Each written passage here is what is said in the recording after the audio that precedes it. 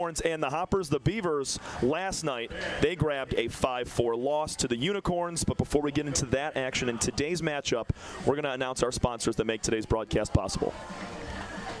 Belfour Property Restoration, Budweiser, Corewell Health,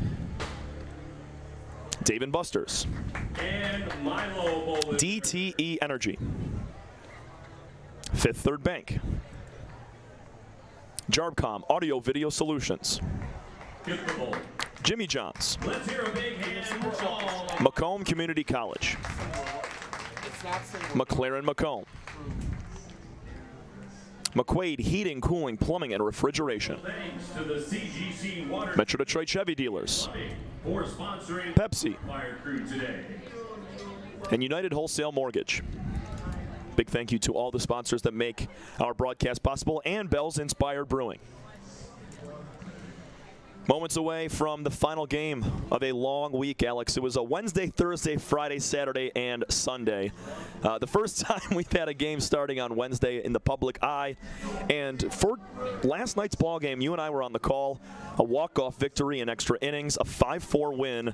Patrick Baggett was the hero for the Unicorns in walk-off fashion with the sacrifice fly. Nice bounce-back victory for Utica. They're trying to do it again today. Yeah, it was a huge win, definitely, and couldn't afford to lose 2 in a row after taking a tough one on Friday against the Westside Woolly Mammoths. But they're able to get the job done. Their offense came through alive again. They had 2 home runs in the game by Austin Ochoa and Jared Weber. You know, they were really shut down by Greg Lokanen for the most part of the game, but those 2 home runs were the difference maker for Utica in the early on. But then the Beavers able to come back with Pablo Ruiz's RBI double to tie it up in the 9th, and then Patrick Baggett winning with the walk-off sac fly in sudden death to get them the victory. And they're looking to get another win here, try to go 2 out of 3 this weekend. 5 home runs in the last 2 games for Utica. Their offense has surged with big power. Austin Ochoa has homered in his last 2 games. He is going to be batting second, playing third today. And Jared Weber with a huge game-turning home run in the 7th inning. He just hit his 7th of the year. And these Unicorns, very different from the Hoppers. We've seen great offense from Utica over the last couple of weeks. For Eastside, they're losers of 4 in a row. And for their last 3 contests, they've only been able to score just 1 run. They're going to need a good day offensively behind a Ryan Carolden start. Yeah, this is really huge for the Hoppers here today, losing 4 in a row so far over the last few games, and the offense really hasn't been there. They only scored 1 run in the last 3 games. They've been held quiet offensively. This was a team that was dominant all season long, on their offensive power, but it is cooled off a little bit. They're trying to get out of this. This is an important game for them. Try to get to 500. And you can't afford to drop 5 in a row into the last couple of weeks of the season, because it's been a tough stretch for them. They've had to play 3 straight games. They played a non-public on Tuesday. They played Westside last Wednesday, the Beavers on Thursday. So it's been a tough stretch for them, but they're looking to get back on track against this Unicorns team where they lost to 6-1 last Sunday. This is the 6th game in 8 days for the Eastside Diamond Hoppers, and you look at that team average in the bottom left of your screen. Hoppers still leading the way. They're tied at first with the Mammoths for team batting average. And this Eastside team, they're still averaging just under 7.5 hits per game. That's pretty darn good. Although we've seen over the last couple of games, they're getting runners on base in scoring position. They're just not having that clutch 2-out hit. And today, they're going to need a few of those. We're seeing both Luis Aviles, Whit Hughes in the lineup, and then Ferguson, Schellenbarger, Marcoux, and company. Those are all guys that need to come up big today after slumping the last couple of days. And when you don't capitalize on 2 outs or with runners on, it puts yourself at a disadvantage throughout the rest of the games. You can look back at those moments, like if we were to cash in on a run here, on a run there, it would have been the difference maker in the game, and it could have changed the tide for them in those outcomes. But this is a huge game regardless for Eastside. Got to be able to get into 500, try to snap this losing skid, and put yourself on the right foot heading into next week, because everyone is getting ready for that playoff stretch in a couple of weeks, and you want to be at your A game come playoff time. Alex, let's dip into the pitching matchup today between the Hoppers and the Unicorns. For the Hoppers, it's Ryan Carolden. He threw 60 pitches earlier this week, about 2 innings of work out of the bullpen. He's making his 12th start of the season. Great numbers for Ryan all year long. Yeah, absolutely. We'll see how far he goes here today. Like you mentioned, he's been coming off on short rest, playing 3 innings, 60 pitches on Thursday. So we'll see how far he goes here today. Want to be able to not utilize his arm too much because of the short rest, but he's been stellar right up there with Pierce Banks. 59 innings pitched, 2-4 record, 236 opposing batting average, 53 strikeouts, 25 walks. The ERA is solid, just about 3.5, but he has been the key piece in this East Side rotation all season long. Carolden is one of 4 pitchers in the USPBL to have 50 or more strikeouts, and between Banks and Carolden, they account for about 42% of the strikeouts, 281 total for the Eastside Diamond Hoppers. So Ryan, as you mentioned, probably a couple innings today, considering in his last 2 outings he threw a total of 160-some pitches. And Michael Joyce, he's making yet another start. It's his 7th of the year. Not as much time on the mound, just 28 innings, but when he's on the bump, he gives a good start as well and fills up the zone. Yeah, he really does. He has a really good command on his pitches, able to use that to his advantage. He'll use a slider and a sinker roughly about 37-38% of the time.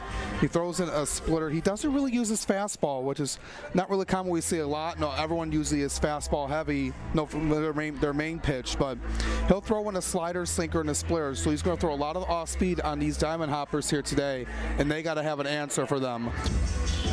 Just around the corner, we have National Anthem lineups and first pitch between the Eastside Diamond Hoppers and the Utica Unicorns. Alex Johnson, Tom Cavanaugh on tap for a Sunday fun day at Jimmy John's Field. The 19-20 Hoppers taking on the 21-18 Unicorns. We'll see you in a minute on the USPBL Network. Is a locally owned and operated business. We're part of your community. At fsbcares.com, you'll find ways that we're making a difference by featuring locally owned and operated businesses, providing access to helpful financial resources, and engaging with community. FSBcares.com is part of our commitment to the neighborhood because strong neighbors mean stronger communities. Where good neighbors do great things. Member FDIC and Equal Housing Lender. Andy Appleby. I'm the owner and CEO of the USPBL. We're a 4-team league. We play at Jimmy John's Field in Utica, Michigan. Tryon has a wealth of resources that we can tap into when unique HR issues arise, even including visa and immigration issues related to our players. Tryon has helped us to get our baseball season up and running every year and has made a difficult task much easier. That's why we rely on Tryon. You can always rely on Tryon.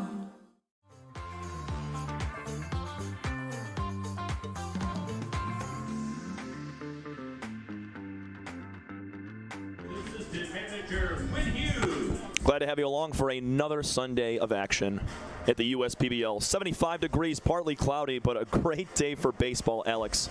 And we saw some very competitive games all week long. You saw yesterday the walk-off winner for Utica. Eastside, they grabbed the loss to the Beavers, who lost a couple games this week. Birmingham's playing a pretty solid baseball of late. A 5-1 victory for the Mammoths the other day. They won 8-6 against the Unicorns back on Friday. And with these standings pretty tight between the top 3 teams, Utica, they're a game back of first. Eastside, they're 3 games back of first place. And Birmingham is 6 back. But, I mean, they're playing some of the best brand of baseball right now. It's going to be very interesting to see how these standings end up after next week's play, which will conclude our regular season. Yeah, every game from this point on is going to mean a lot to all 4 of these teams. And it means most for the Hoppers here today. You know, a team that is on a 4-game losing streak, has dropped a game below 500. They need to get back on track. This is a must-win game for them. And then for the Utica Unicorns, looking to get within a half a game behind Westside for first place heading into next week. And it's going to be really important. You know, we talked about a lot and throughout the pregame how it means for both sides, but looking at this is going to really turn the tide here for both teams based on the outcome here today. Eastside Diamond Hopper lineup posted by head coach Ryan Kotke. 19-20 coming in are the Hoppers. Colin Cornwell will lead things off in left field. Batting second, Noah Marcoux playing first. Luis Aviles makes his debut at third base. He's batting third, as we mentioned. Ben Ferguson, cleanup man, the DH. Zeb Rose in center field, batting fifth. Brian Schellenbarger will play right field and bat sixth. Grant Stevenson, your normal 2-hitter. He's still at shortstop, batting batting 7th. Whit Hughes, he bats 8th and catches, and batting 9th, Bailey Martin at second base. A few switches we're seeing in this lineup today, Alex. It's usually Stevenson in that 2 spot, Marcoux either 3 or 4, and we have both catchers in the lineup today with Hughes and Aviles. Luis is over at 3rd. Yeah, it's time to change things up here if you're Coach Ryan Cockey, looking to try to get something going. Based on how this team has played over the last few games, they want to be able to get the offense flowing and get something going because, and like I mentioned, the last few games have been tough.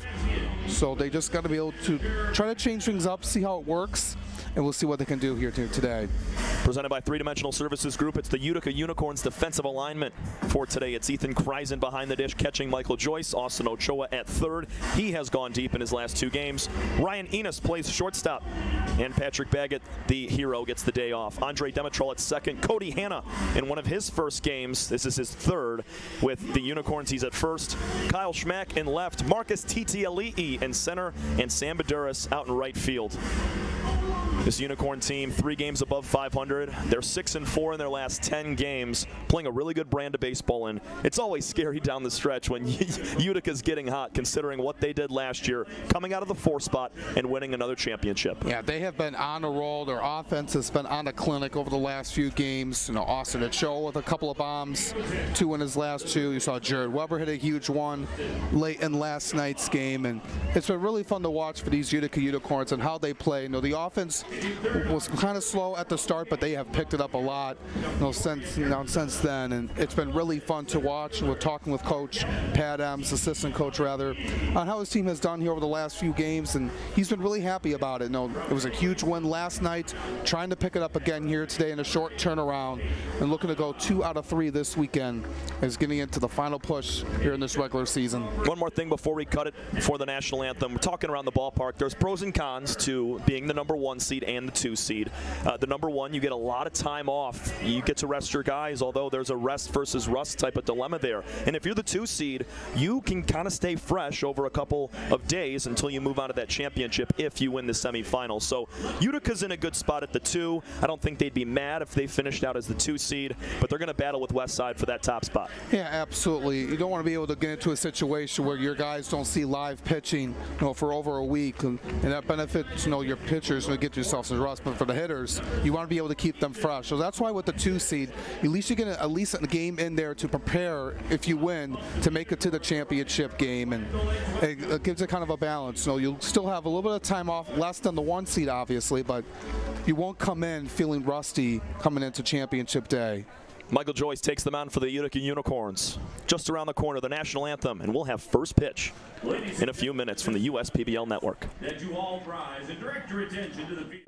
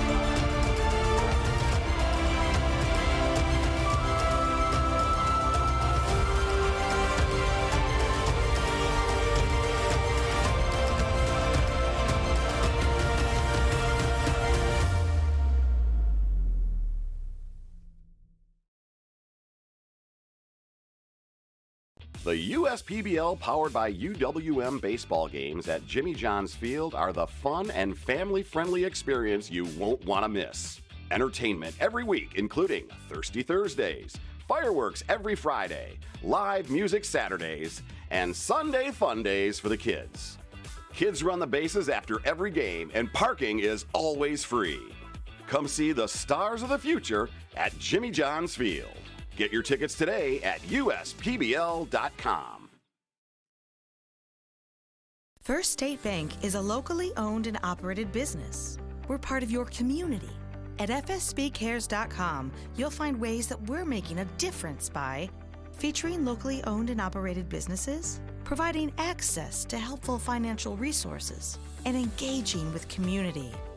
FSBcares.com is part of our commitment to the neighborhood because strong neighbors mean stronger communities. Where good neighbors do great things. Member FDIC and Equal Housing Lender. Time doesn't heal all wounds. Hard work, perseverance. And we do. We're fighting cancer with proton therapy. And music therapy. We're turning back the clock on Parkinson's and outsmarting blood clots in seconds. Instead of days. Because this is her time. His time, your time. And it's time to show we can. Corewell Health. I'm Anthony Tomey, CEO of Tomey Group, and we're one of the largest Jimmy John franchisees in the country. With 50 Jimmy Johns and over 700 employees, it's a challenge to manage operations. What could possibly go wrong with owning 50 Jimmy Johns? People don't show up, equipment fail, run out of bread, no tomatoes, we need onions. Many different things can happen. Tryon allows us to really focus on the food and the operations of the restaurant. And that's why we rely on Tryon. You can always rely on Tryon.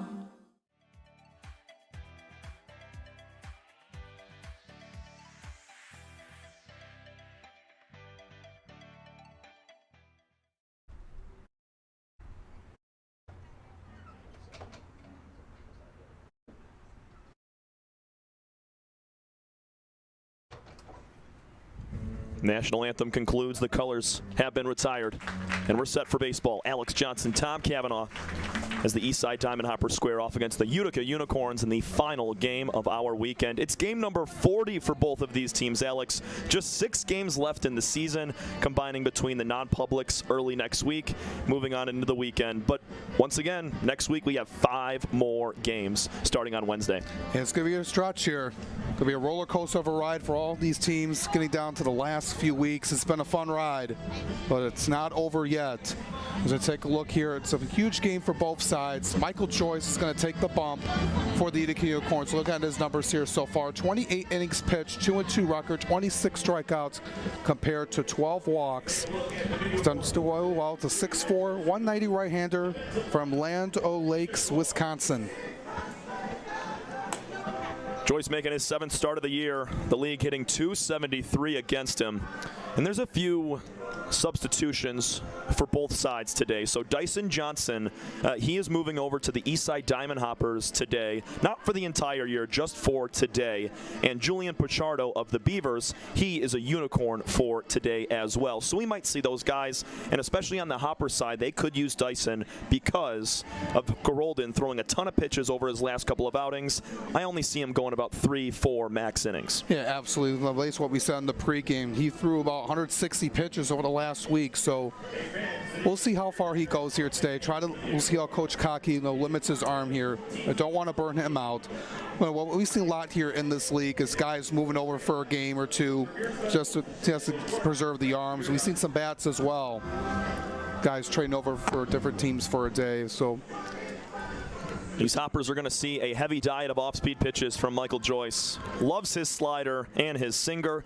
He's also able to throw the splitter. The four-seam fastball comes in every once in a while, but he's going to stay with the off-speed stuff to a lot of these big hitters for the Hops. Yeah, it's going to be really crucial how the Hoppers react to it. The first time around, they'll try to get adjusted to it because they haven't really seen him that much compared to everyone else in the league, but by the second and third time around, they'll need to step it on and really get after Joyce to get themselves back in the win column.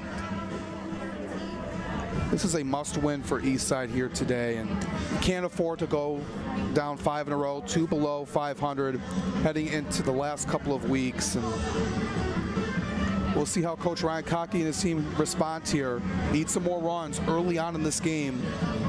They got to find the 2-out hitting.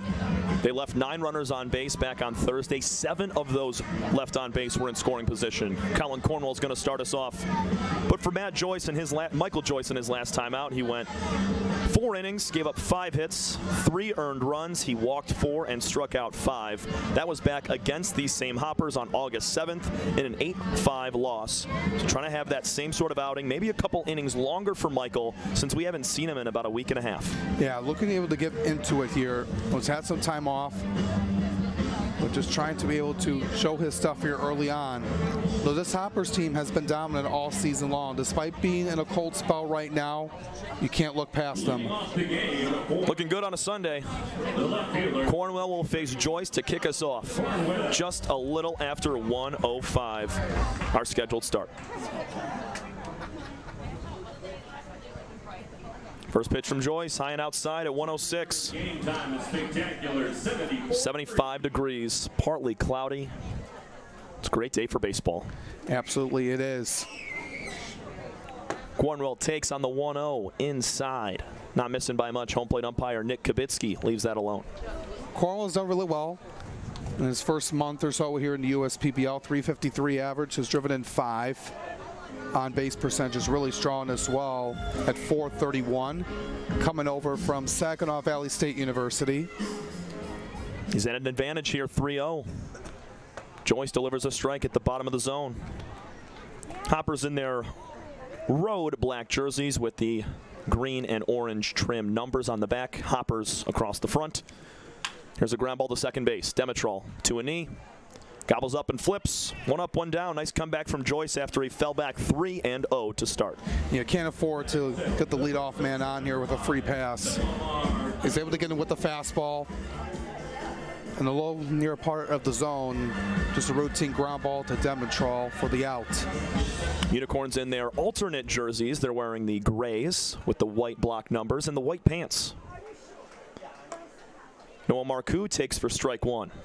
Up near the letters, off-speed pitch at 81. Another great season for Marcoux. Near the top of the league in almost every category offensively. Noah had struggled over the last couple of games. Got back to his big hitting ways on Thursday with a 2-for-4 day and an intentional walk. 1-1 off-speed in the other batter's box. Marcoux ahead in the count now. First on the team in RBIs with 27, first in homers with 7. Count evens up 2 apiece. Yeah, he's been the go-to guy all year long. And every player is going to have their ups and downs. But it's up to Noah here to stay consistent down the stretch and be a big key piece to his team when we hit playoffs. 2-2 pitch is a breaking ball just off the plate at the bottom of the zone. I like the pitch right there. It's just a little bit off the plate. Looked like it was going to sneak in at the last second. Had more 12-6 break than it did east to west. The 3-2 is on the way. It hits Marcoux in the calf. So the second straight 3-ball count that Joyce goes to, he gets Cornwell to ground out and nails Marcoux with the fastball on 3-2. And not what he wanted to do there. It just was difficult in the last few pitches. It's the 7th time Marcoux has been hit by a pitch. That's good for 3rd on the team behind Ferguson and Rose. Rose has been hit 9 times this year. Here's Luis Aviles with a man on, a man out. Pulls it on the ground, fouled on the third base line. And the third spot in the lab and playing third here today. We usually see Luis either DHing or behind the dish, and it's kind of alternating days between Whit Hughes and Aviles behind the plate. But today it's Aviles over at third, Todd Maddox getting the day off. 0-1 breaking pitch inside, top of the zone. Make it 0-2. Yeah, perfectly set up by Joyce. Upper middle part of the zone. Aviles 5 hits in his first 22 at-bats. He's got 4 RBIs and 1 double. Wags that bat heavy over the right shoulder. Joyce looks behind him to check the runner. The 0-2. Swing and a miss. Michael Joyce picks up his first strikeout. 2 gone here in the first inning. That's a really good pitch off speed at 76. A little bit off the plate that Aviles chased after. Good bounce back after hitting Marcoux. Hoppers with just 1 run on 6 hits on Thursday in a 4-1 loss to the Beavs. Here's Ben Ferguson. He takes a strike on the outside corner. Ferguson on Thursday almost tied the ball game up. Down by 3, had a 2 men on, was 5 feet away in right field from tying the game with a home run. This one bounces away from Kreisen. Marcoux will jog on down and take second. Everybody clap your hands. Puts Marcoux in scoring position. And this is where we've seen Eastside struggle over the last couple of games. Guys in scoring position with 2 outs. Ferguson, one of the best to do it with runners in scoring position. 25 RBIs. He's got 5 doubles and 4 homers. Joyce can't get on the same page with Kreisen. They're going to talk about it for a minute. Yeah, especially here with a guy like Ferguson, who's been really solid all season long. Has driven in 25, second on the team behind Marcoux, who's standing at second base. And well, the Unicorns let a ball get past them. It was on Ranko Stevanovic on a ball forward, and he advanced to second as it went all the way to the backstop. Yeah, Ranko set up that RBI double from Ruiz last night to tie the ball game. Swing and a miss at a breaking ball. Just swung over top 1 and 2.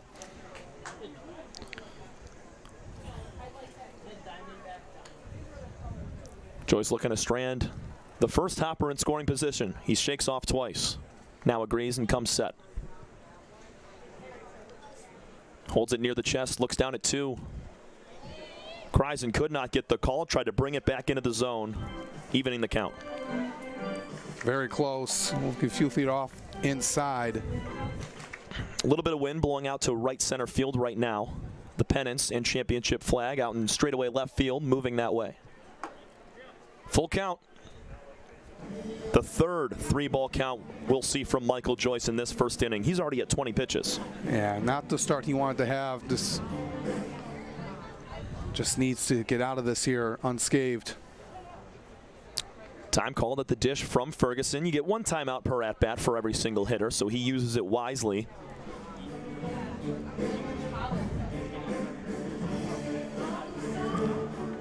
Baduras in right field playing very close to the line. Not in his normal position. TTLE in center is shaded in the right center gap. 3-2 pitch off the plate. 90 miles an hour with the fastball.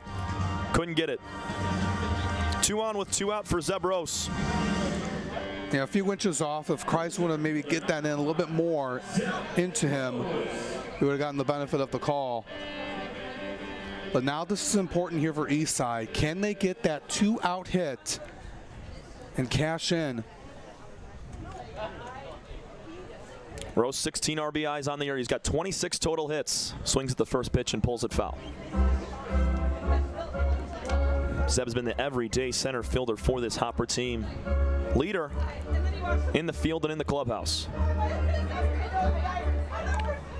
He'll do his job, protecting the outfield. Sun getting to peek out a little bit more. It was very cloudy to start our day. Not anymore. 0-1 to Zeb. Line drive on the ground to second on a few hops. Demetral fields and throws. And the Hoppers strand 2. Michael Joyce with a strikeout and works around a couple of free passes. Bottom of the first coming up. Unicorns coming to the dish. No score between the Hoppers and Utica on the USPBL network.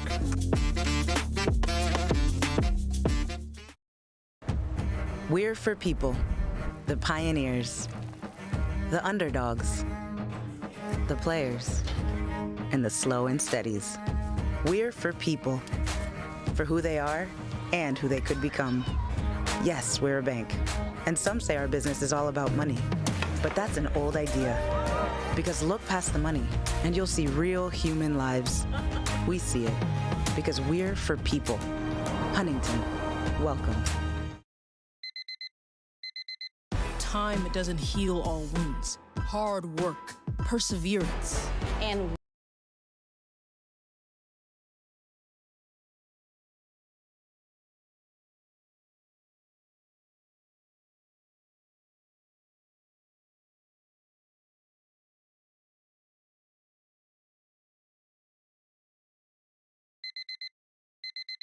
time doesn't heal all wounds. Hard work, perseverance, and we do. We're fighting cancer with proton therapy and music therapy. We're turning back the clock on Parkinson's and outsmarting blood clots in seconds instead of days. Because this is her time, his time, your time. And it's time to show we can. Corewell Health.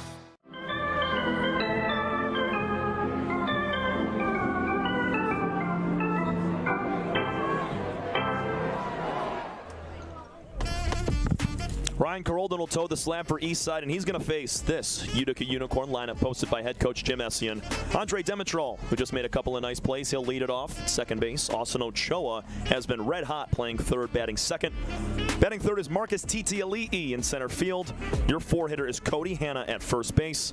Jared Weber will bat fifth and DH. Ryan Enos, the shortstop, batting sixth.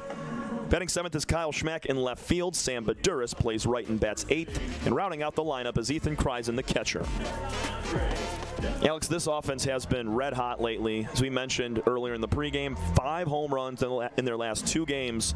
Ochoa, Titiali'i, Weber, all guys that have gone deep. Schmack and Enos as well have a lot of pop in their bats. It has really been a surge offensively for Utica, and they're looking to keep it up here today against Ryan Carolden. He's pitching over almost 170 pitches in his last two outings, so we'll see how far he goes here today, but he has to keep an eye on this Utica team that has been hot as of late. Carolden atop the leaderboards in multiple pitching categories as Demetral fouls that back 1-1. In that walk-off win yesterday, Andre was 0 for 3 with a sacrifice bunt and an intentional walk. That walk coming in extra innings. He'll swing and tap one foul. It gets a piece of our home plate umpire. That bounced up and got him in the throat. Yeah, so the umpire just going to walk that off here for a second. That took a high bounce. And they're going to give him a second. Whit Hughes out to the mound. But Ryan Carolden, one of 4 pitchers with over 50 strikeouts on the year. He's got a very solid ERA, along with guys amongst Nate Blaine, Matt Colucci, who we might see today later for the Unicorns. You see Jim Essian now talking with our home plate ump. Yeah, Carolden's been really impressive. Right up behind there with Pierce Banks, those 2 guys have really been the keys to the pitching staff for Eastside, and Coach Ryan Cockey has been really happy to see what they've been doing so far, and we're going to get this team back on track here today. Seems to be all good. Demetral will step back in with a 1-2 count to start off the offensive day for Utica. It was Ochoa last night who went deep for a 2-run shot in the first inning. Got the Unicorns out to an early lead. They fell down in the middle innings. Battled back. Jared Weber had a go-ahead 2-run homer in the 7th, and Baggett walked it off in the 10th. 1-2 to Andre is flown out to center field. A few steps back and to the left of Zeb Rose. He puts that away for out number 1. Carried it out a little bit. It was a good piece of hitting off the bat at Demetral, but right out to center to Zeb Rose to make the routine catch. Let's take a look now at the 3-dimensional services group defense for the Eastside Diamond Hoppers. Whit Hughes, the catcher. Luis Aviles plays third. Grant Stevenson at shortstop. Bailey Martin at second. Noah Marcoux plays first. In the outfield, left to right, is Colin Cornwell, Zeb Rose, and Bryant Schellenbarger. Ochoa taps that foul. It's really strong for Ochoa the last 2 nights. A couple of homers. He now has 20 RBIs on the season. Also just picked up his 30th hit yesterday with that home run. He was 1 for 4 with a 2-run shot. 0-1 for Carolden. It was a half check swing that's punched out, fouled on the right field line. Carolden is last week had over 100 pitches in his outing. And then back on Thursday, he came in relief and threw about 60. 0-2 is upstairs. So they're going to tend to him, don't want to push him too long, especially with limited action left in the season, and you're moving into playoffs. You want both Carolden, Banks, and others to be at their very best. You want to be able to have your pitching staff up and ready to go at full strength. Nice play from Stevenson. 2 up, 2 down. He got a high bounce and transitioned well. Yeah, Stevenson's been really strong in that middle infield, key in that shortstop position. I mentioned this a lot, throughout yesterday and on Friday night's broadcast of how these shortstops in this league have been really strong throughout, making key plays.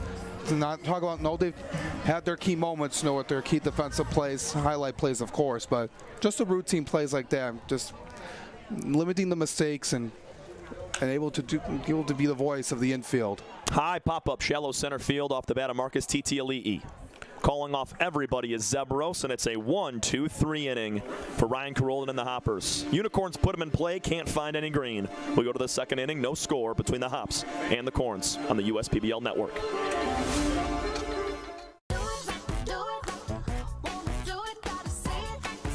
The perfect match.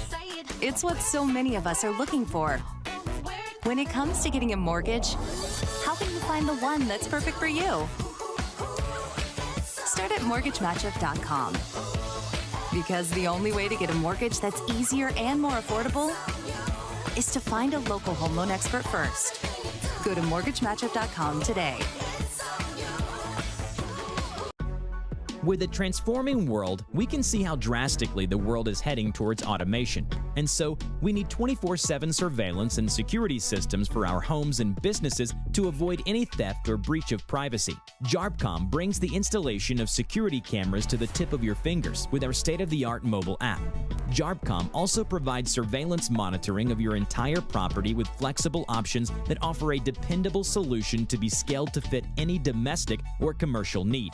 Contact JARPCOM today for a free estimate at 800-369-0374 or look us up on the web at jarpcom.com.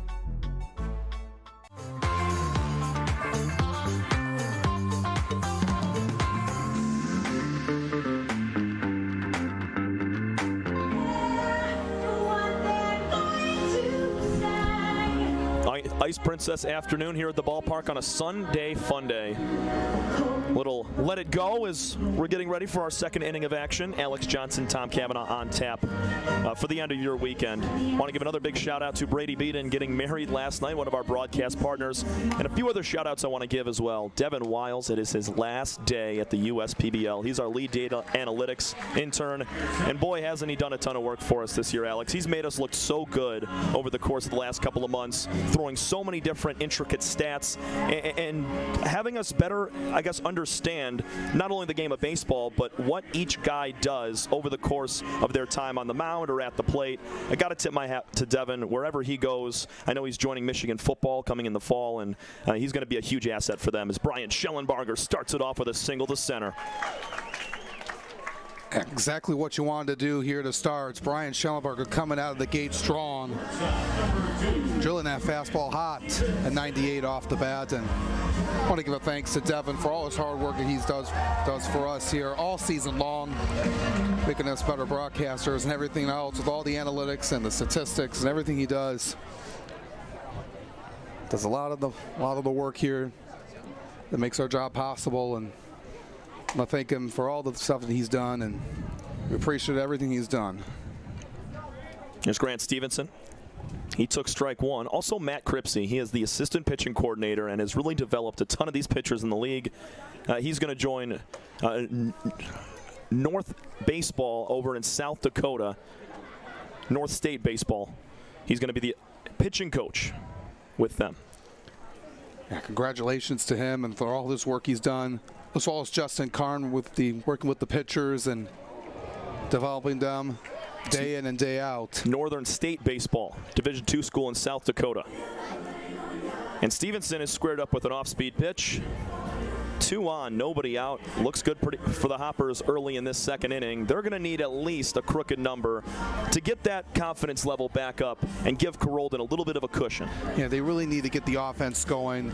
They stranded 2 runners in the last inning. You got Whit Hughes coming up, your leader on this team, in the clubhouse. Needs something to get the offense going after it's been really quiet the last few games. And when you get into a slump like that, it's hard to get out of it. And you just need something to break through and something go your way. And it needs to happen early on in this ball game. Another leader for the Eastside Diamond Hoppers and Whit Hughes. Leads the league in caught stealing as a catcher. He's thrown out 5 runners this year. Got a key veteran behind the plate. Always good communicating with his pitching staff on what to throw. And checking the runners at all times, and he's done his job. And to credit Devin a little bit more, he just gave us the nod that was a knuckle curveball out of the hand of Michael Joyce. He said he saw Michael gripping it in the pregame, kind of just getting the feel for the ball with that same grip, and now he's introducing it in this start. 2 balls and 1 strike. Joyce so far has walked 1 and hit 2 batters, has only allowed 1 hit to Schellenbarger. You want to be able to mix things up, do something different in your arsenal to keep the hitters off balance, and we'll see how Joyce uses that more.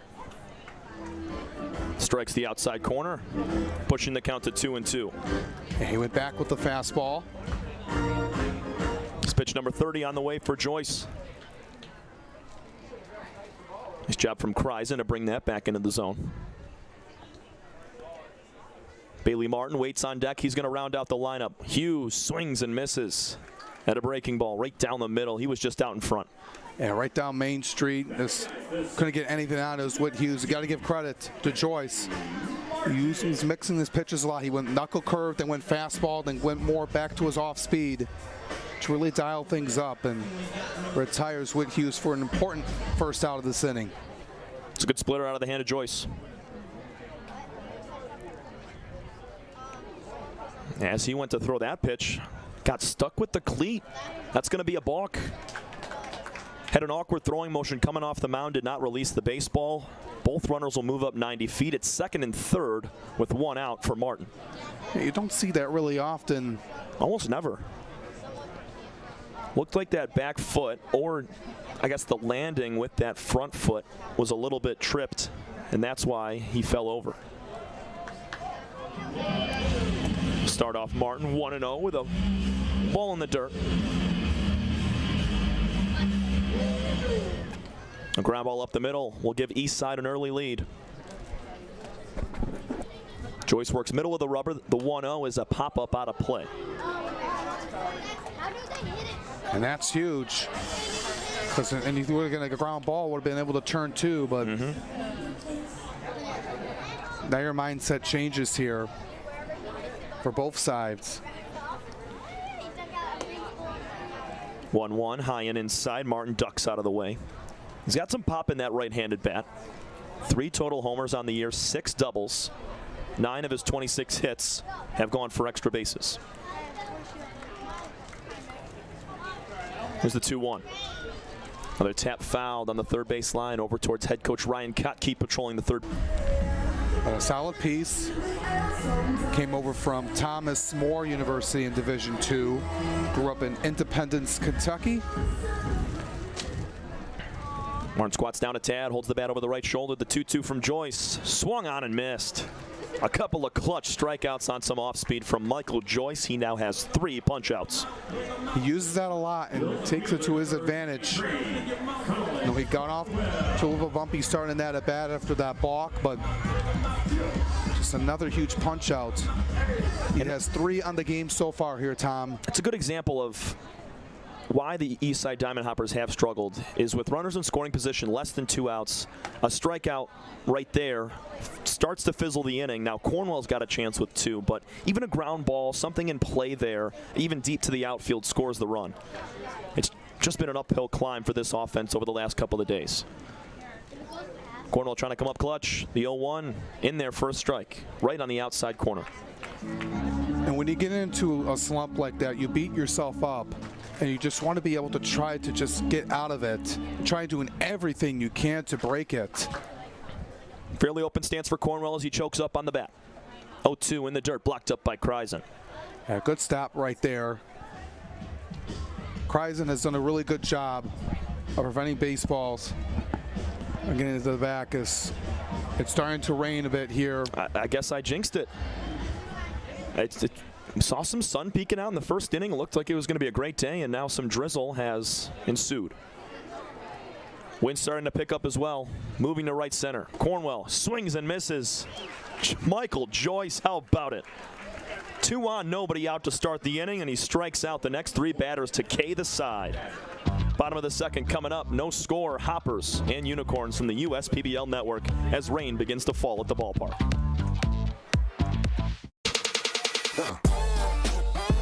Check your checking. If your account doesn't get you pumped, amped, or geeked, Make the switch to Genius Checking from Genesis Credit Union. It's just genius.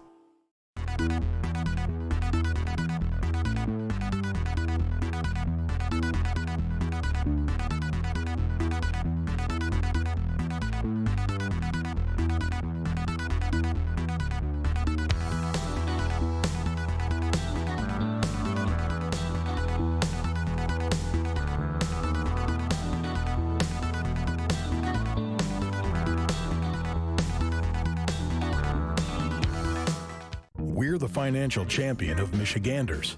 Whether you're a goal-getter or dream chaser, an empty nester or up-and-comer, anyone in Michigan can bank with us. Michigan Schools and Government Credit Union.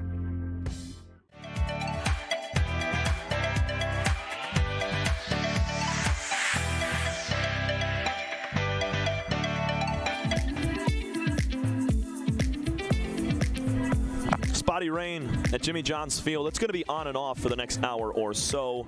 Should not affect our ball game whatsoever. And it has not affected Ryan Carolden through one inning. He went 1-2-3 in the first, retiring the side in order. And he's going to face the heart of this order, starting with Cody Hanna. Yeah, going to be important here after the Hoppers had runners on second and third, nobody out, and was unable to capitalize as Michael Joyce struck out the side. Puts a lot more pressure on the defense now as he faces the middle part of the order for Carolden. It's going to be Cody Hanna, Jared Weber, and Ryan Enos. And after having an opportunity to score a few runs, it also puts more pressure on Ryan Carolden because he feels like he's got to go out there and put up more zeros rather than having a few run cushion and be able to, I guess, make a mistake here and there and not have it weigh and be a huge factor over the next couple of innings. You would like to get at least one, maybe two runs on the board, but you give credit to Michael Joyce for shutting them down. It was a knuckle curveball that he struck out Colin Cornwell on to end the inning. He's been using that a lot more and getting swing and miss. 1-1 to Hanna is stroked the other way down the left field line into the corner. Onto field it is Cornwell. Hanna's going to chug on to second for a leadoff double.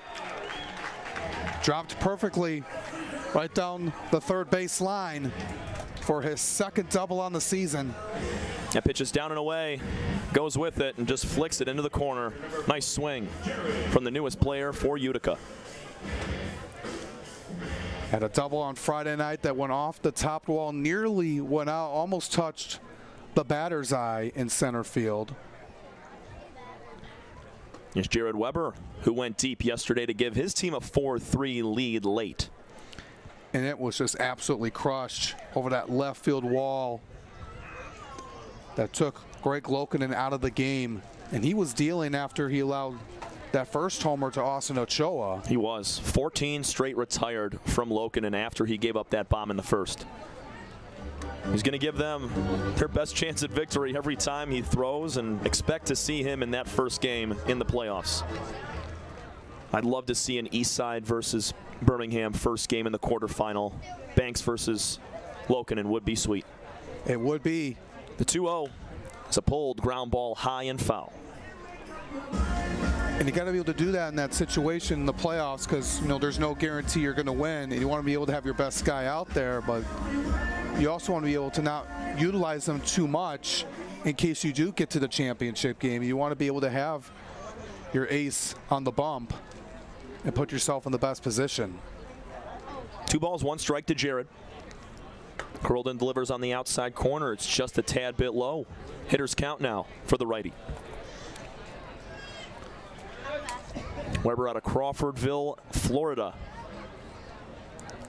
along with both Kreisen brothers from Northport in the Sunshine State.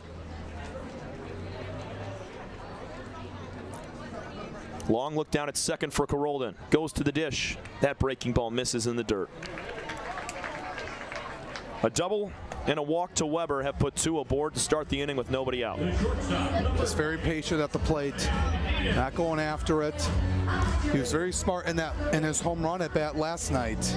Worked Greg Lokinen and able to get one to go through to give the Unicorns the lead last night, but now they have a chance to strike first. Here comes Ryan Enos. He's going to look to bunt. He drops it down the third base line. Carolden onto field. He throws to first. It is not in time. Ryan Enos, an infield bunt single. In the 10th inning, Ryan came in to run, and he scored the winning run to take down the Beavers. Just set up perfectly. He's just too fast to beat the throw. Showing off that speed once again. Great bunt, too. That was a late square from Enos, and Carolden had to scurry off that mound. And by the time he got there, Enos was 75%, 80% down the line. Yeah, he was a little off balance on the throw, but he was able to get it over to Marcoux. But Enos able to beat it out by about half a step. Kyle Schmack, he was 1 for 4 yesterday, had a single before the Weber home run. Here's the 0-1 to him. It's a foul ball down the right field side. 0-2. Carolden looking for his first strikeout. It would be a huge one in this spot. Yeah, bases loaded, nobody out. This is really huge here for Schmack. Kyle from Winona, Indiana. Played over at Valparaiso for 4 years. Here's the 0-2 to him. Another pop-up out of play. It's a team that is coming in 10 of 46 with the bases loaded. That's a .217 average.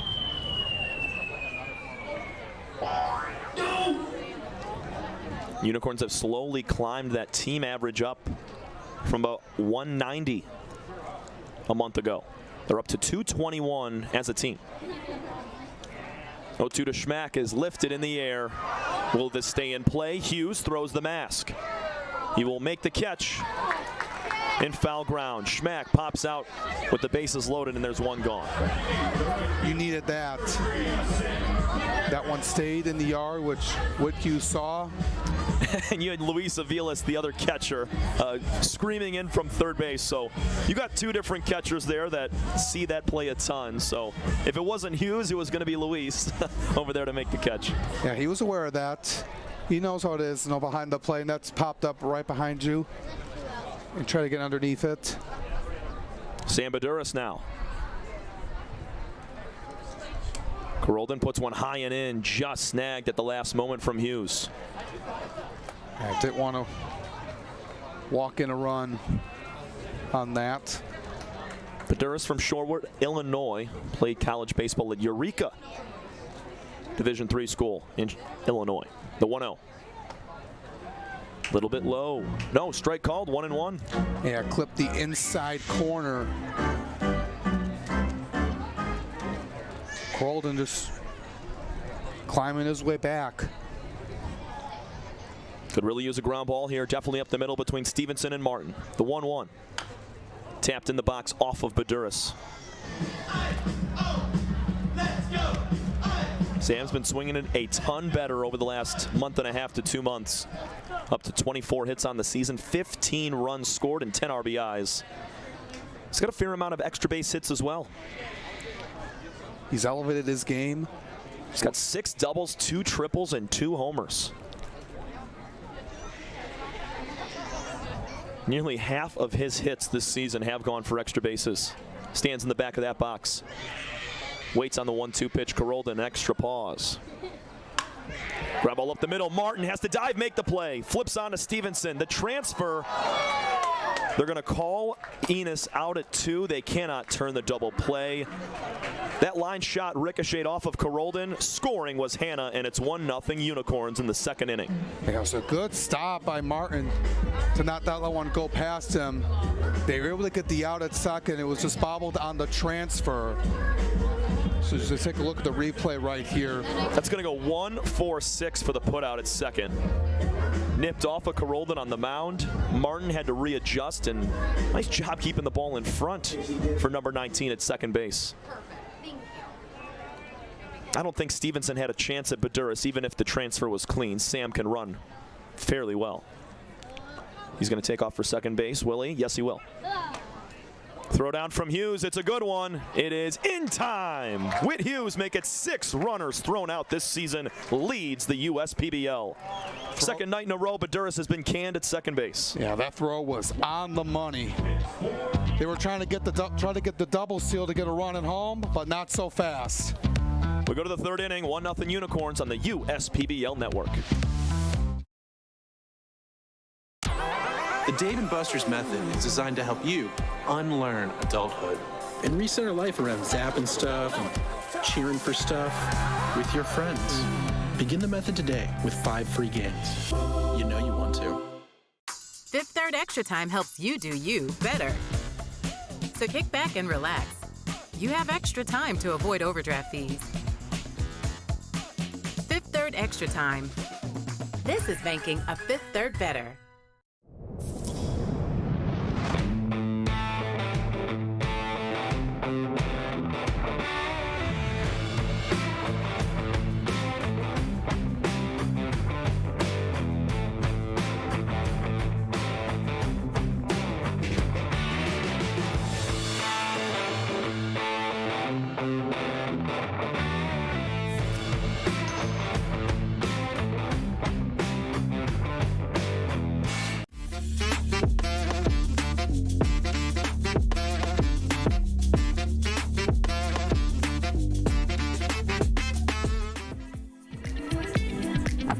For the past 35 years, Bell's Brewery has been inspired to brew beers that you can count on. Not just for taste, but for quality. From Two-Hearted Ale to Oberon to new classics like the official Hazy IPA or the easy drinking Golden Ale and No Yeah. Bell's has brewed inspired beers since 1985. Bell's Brewery in Comstock, Michigan. Please drink responsibly.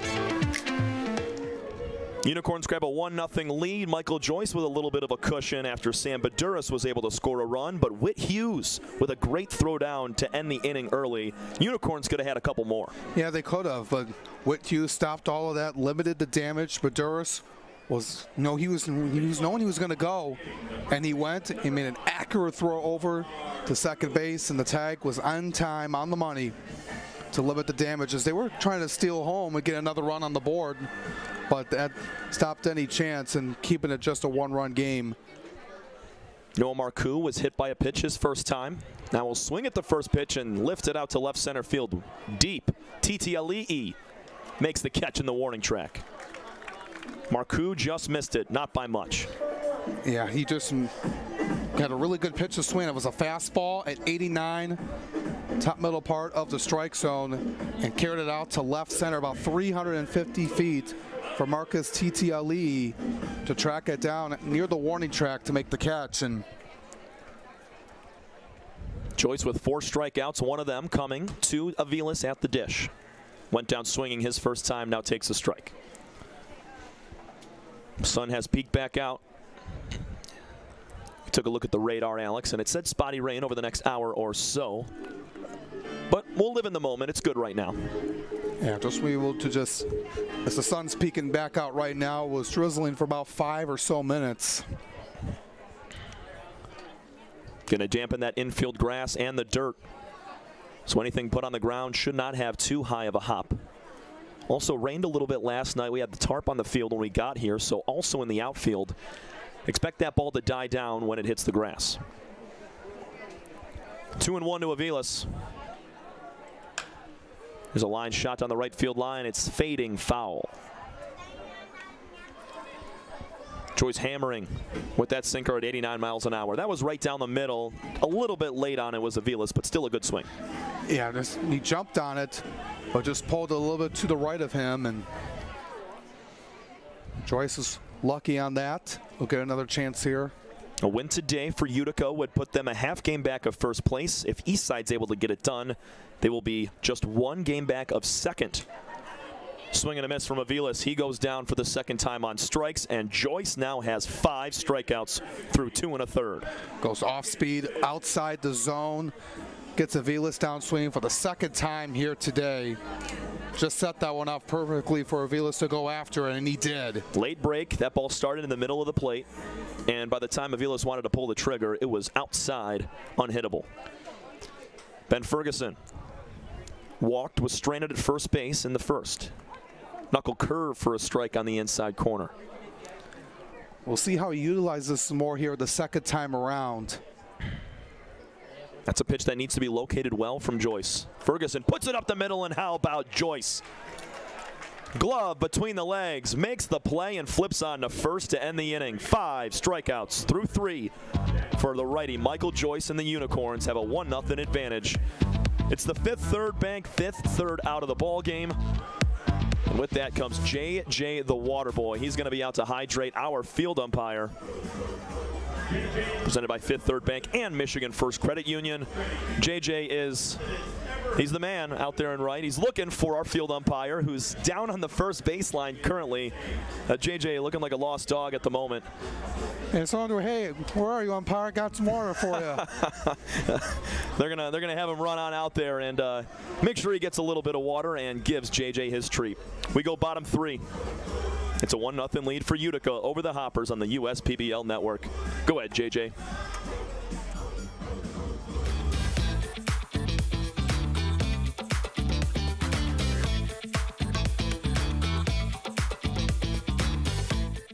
Andy Appleby. I'm the owner and CEO of the USPBL. We're a 4-team league. We play at Jimmy John's Field in Utica, Michigan. Tryon has a wealth of resources that we can tap into when unique HR issues arise, even including visa and immigration issues related to our players. Tryon has helped us to get our baseball season up and running every year and has made a difficult task much easier. That's why we rely on Tryon. You can always rely on Tryon.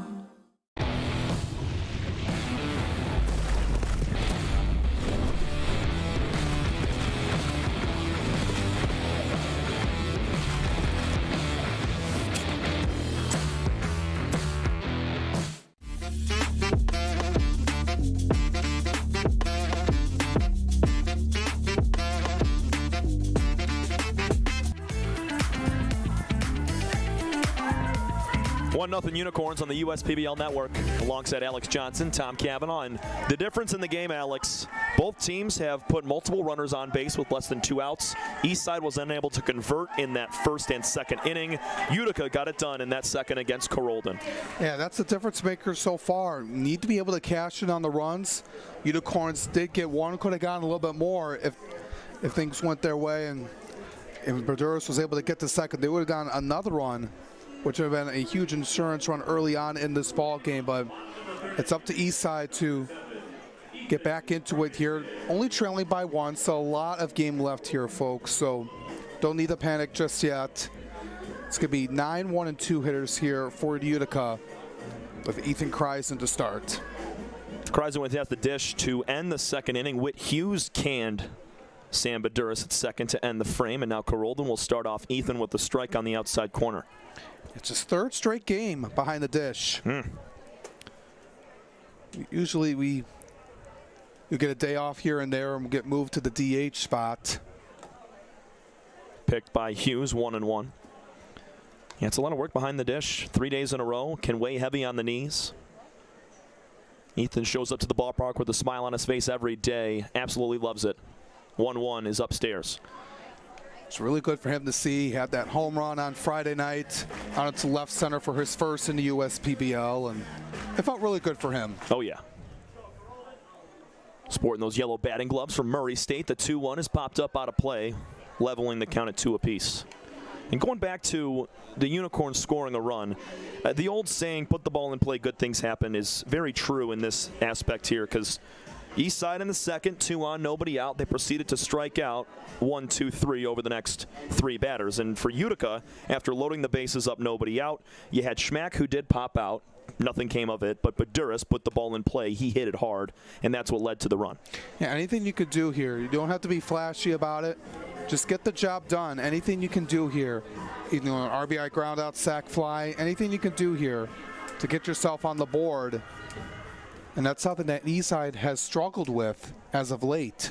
Corolden works first base side of the rubber, a little slanted towards the third base side. The 2-2 to Kreisen is yanked foul towards the Unicorn dugout. And it's putting a lot more pressure on Corolden to play perfect here. Because you don't want this team to you can't afford to let this team get down by 4, 5, 6 runs. Movement in the bullpen for the Hoppers. Not that Ryan's having a bad day. Here's a foul. He just has thrown a ton of pitches. And they want to manage him wisely. when we get to September, and he's going to make a start at some point or pitch in a big moment in the playoffs. You want to be able to have him in that regard, and he's been put on a lot, and you don't want to get to the point where he's burnt out come playoff time. Another foul ball from Kreis, and he's battling. Approaching 35 pitches is Carolden, and that was Delmas Russ in the bullpen for the Hoppers down the right field side. And it's going to put a lot of pressure on all four coaches, these last couple weeks come playoff time to make sure everyone is up and ready to go and have their strategy ready. Grab ball up the middle. It's going to be a forehand for Stevenson to his knees. He cannot make it back up, and it's an infield hit for Kreisen. Stevenson just tripped up on his own feet after he made a nice play. Yeah, just tumbled down. He had a good stop on the ball, but they'll let one get by him. It just unfortunate right there, because he had made a really good stop and had a chance to beat Kreisen out. But the leadoff man is aboard for the second straight inning. Carolden with 53 strikeouts so far this season. He's still looking for his first in this ball game. Bunt attempt from Demetrol is pulled back as that pitch met the dirt. 1-0.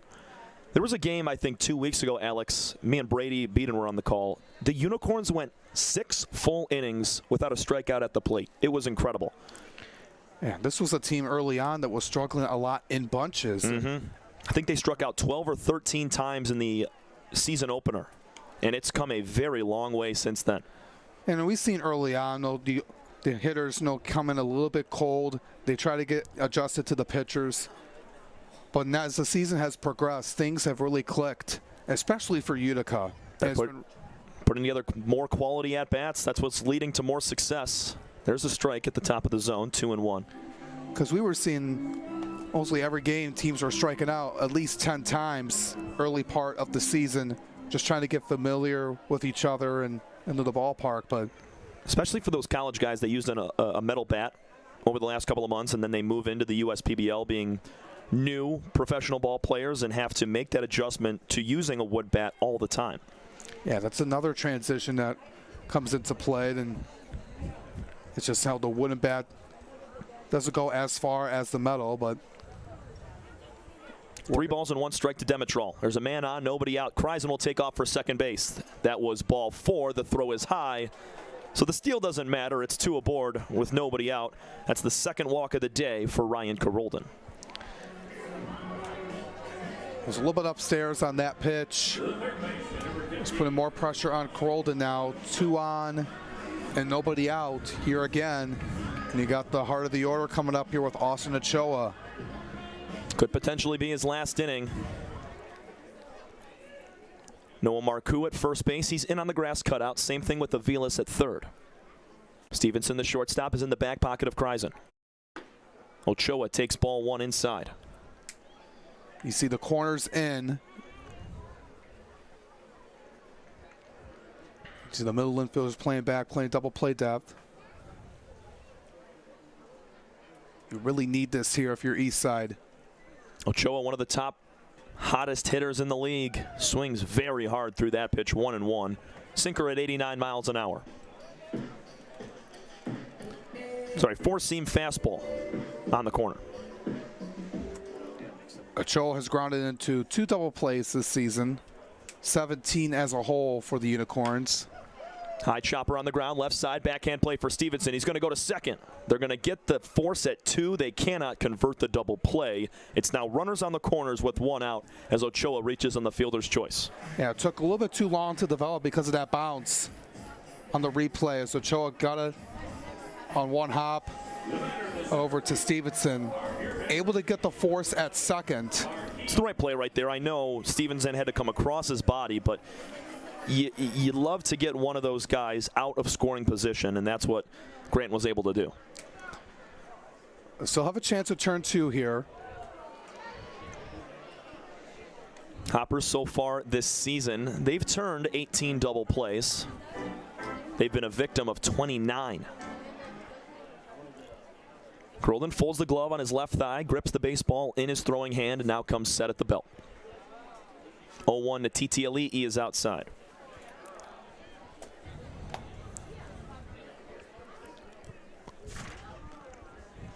Marcus an 0 for 4 day yesterday. He's been hot since he's joined the team. A couple of home runs in his first 5 games.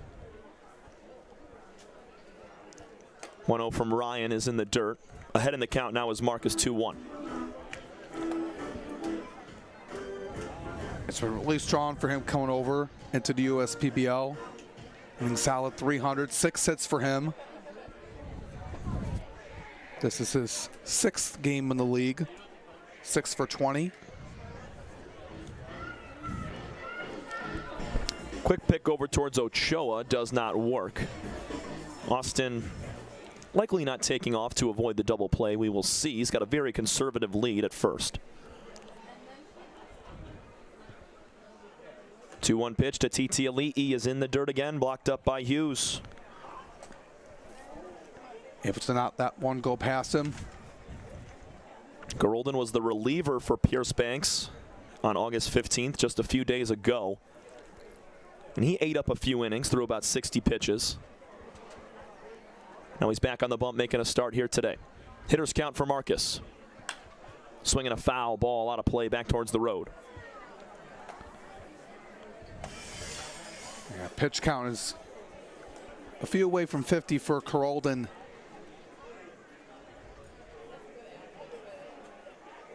He had a 1-2-3 inning in the first. Has gotten into some trouble here in these last 2 frames. They're going to pick towards Ochoa again, who was starting to bound off of the bag a little bit and had to scurry on back. Yeah, second disengagement here for Gerolden. 1-0 lead for the Unicorns. We're in the bottom of the 3rd inning. There goes Ochoa. Another foul ball on 3-2. And that's why these Unicorns have been successful. We mentioned their strikeout rate has definitely dropped heavily, and it's because they're able to put together better at-bats and foul off more pitches and make Gerolden and company throw a ton more, which allows pitches to be more over the plate, better pitches to swing at, leading to more success. They made the adjustments, and that's exactly what you need to do here, especially if you're going to turn things around. Line drive off the top of the glove of Stevenson into center field. Scoring will be Kreisen. On to second goes Ochoa, and it's an RBI single for Marcus TT Elite. 2-0 Unicorns. That came out hot. Stevenson was trying to make the leaping catch off his glove. Just couldn't get the stop, and would have been a huge second out. Instead, brings in another run for the Unicorns, looking to add on more. Cody Hanna doubled on the left field line his first time. Came around to score on the fielder's choice from Sam Baduras. Now sends the first pitch back to the screen. 4 hits against Ryan Gerolden for these Unicorns through 2 1/3.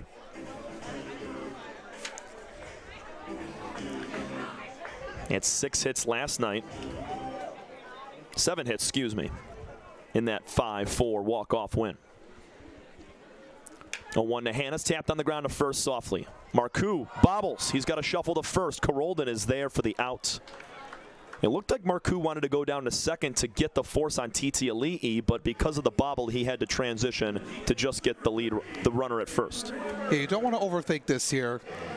Looked like he maybe could have had a chance, but after that bobble, he knew he just only had one play to throw it over to first.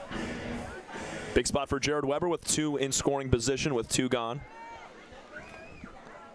I know in that regard, you want to be able to get turn 2, get out of the inning, limit the damage.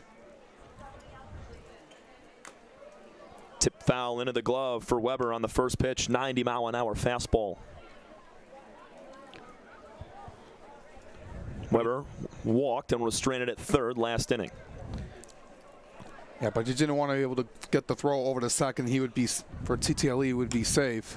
Line drive right center field. Will this drop? Schellenbarger is there to make the catch, and the inning is over. TT Elite with an RBI swing makes it 2-0 Unicorns after 3 innings of play.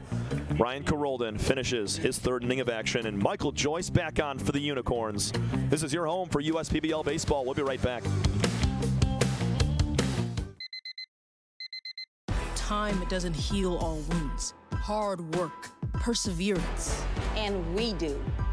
We're fighting cancer with proton therapy. And music therapy. We're turning back the clock on Parkinson's and outsmarting blood clots in seconds. Instead of days. Because this is her time. His time, your time. And it's time to show we can. Corewell Health.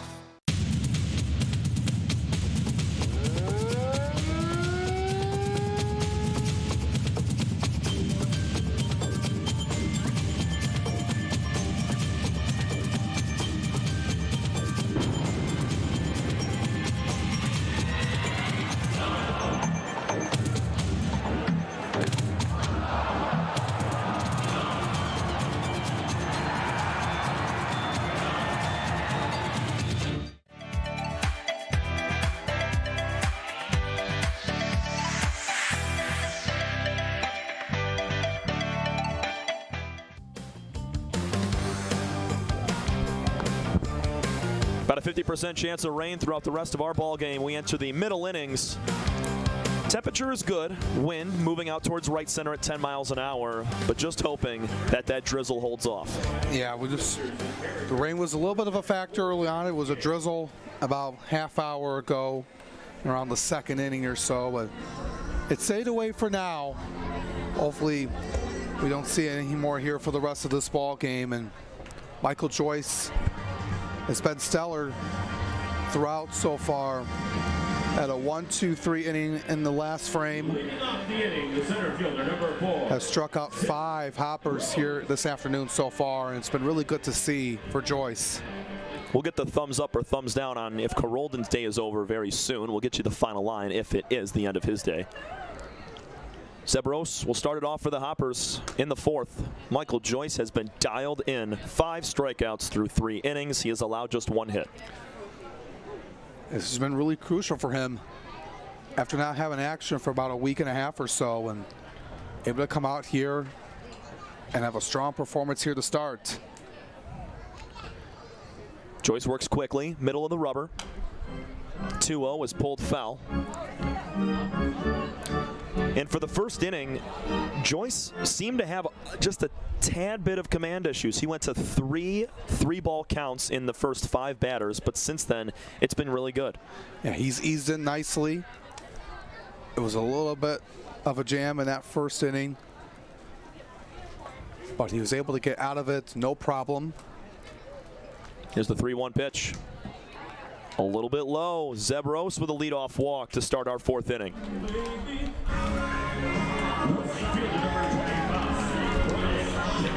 It's a little bit below the zone. Not by much. It looked like Kreisen did all he could to bring that back in, but the right call was made.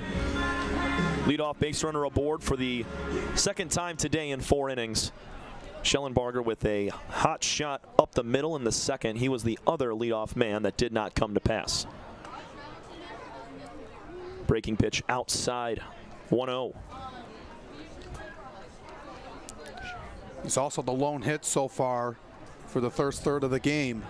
Shelley's looking for hit number 30. Strike that. He did grab number 30 just a moment ago. The 1-0 pitch lifted to right center field. This ball is driven. 1 hop over the fence for a ground rule double. Brian Schellenbarger gets into a baseball, comes up a few feet short of a 2-run homer. And carried that one out to one of the deepest parts of the ballpark. TT Ali tracking that one down, takes 1 hop over the wall into the trees. So 2 runners in scoring position once again with nobody out. They got to come through here. Can't afford to let an opportunity like this go to waste once again. Grant Stevenson was hit by a pitch his first time. He's got a chance. Runners on 2nd and 3rd, and a foul ball to the screen out of the glove of Kreisen.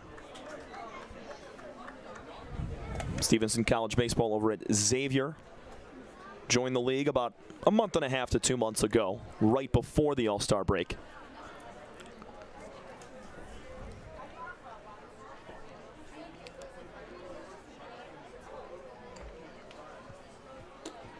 Down and away, Brian Schellenbarger with all of the success today against Michael Joyce. 2 for 2 and the only 2 hits today.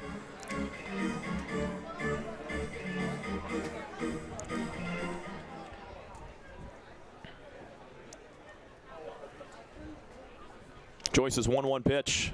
Swing and a miss. Oh, tap foul into the glove again.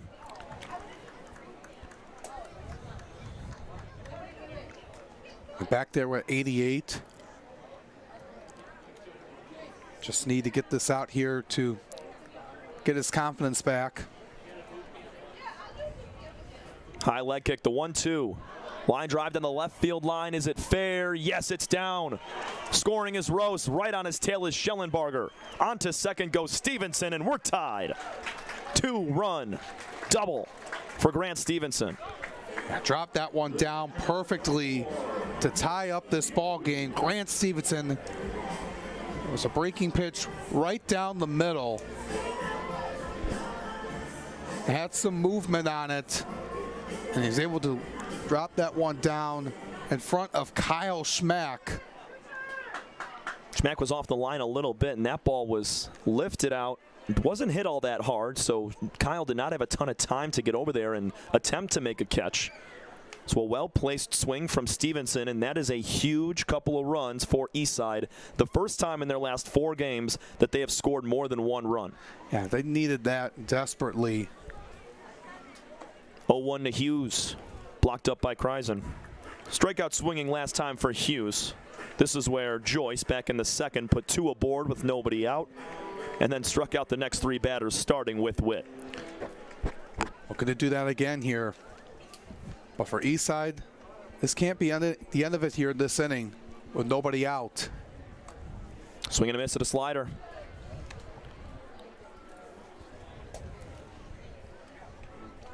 Zebros led the inning off with a walk.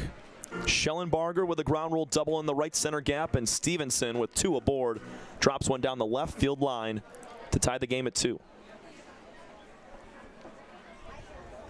A little bit of stretching in the Unicorn bullpen now, and Hughes strikes out for the second time. 1 out here in the 4th inning.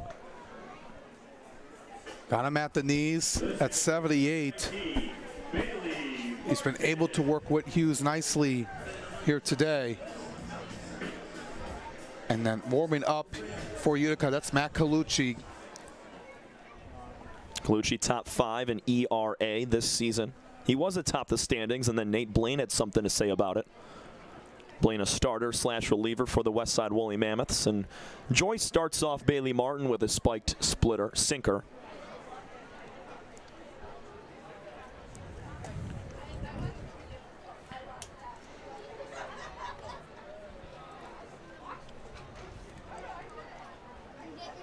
Two-two tie. We're in the 4th inning. Joyce delivers. Strike number 1. Martin takes. Yeah, Blaine did a really good job coming in relief for Zach Zeborowski on Friday. He went 5 2/3 innings, 4 hits. He allowed 2 runs. Both of them were unearned. 3 strikeouts and a walk. Ground ball to the right side. Diving play from Cody Hanna. Bobbles the ball. The throw is in time to Joyce. Run-saving play from Cody Hanna at first base. Stopping at third is going to be Stevenson. And that's a highlight reel grab right there for out number 2. Getting down on his knees to make that stop. Cody Hanna was lost a little bit on the transfer, but able to get it over to Joyce, covering first base to get the out. Hanna standing 6'4", 215, able to lay that body out in the hole, cover a lot of ground and make the play. Now here's Cornwell with 2 outs and a runner at third base. Ground ball, another glove play from Michael Joyce, his second today. He's got some cat-like reflexes, baby. 2-2 tie after Grant Stevenson had a double down the left field line. All tied up. We go to the bottom of the 4th between the Hoppers and the Unicorns on the USPBL network.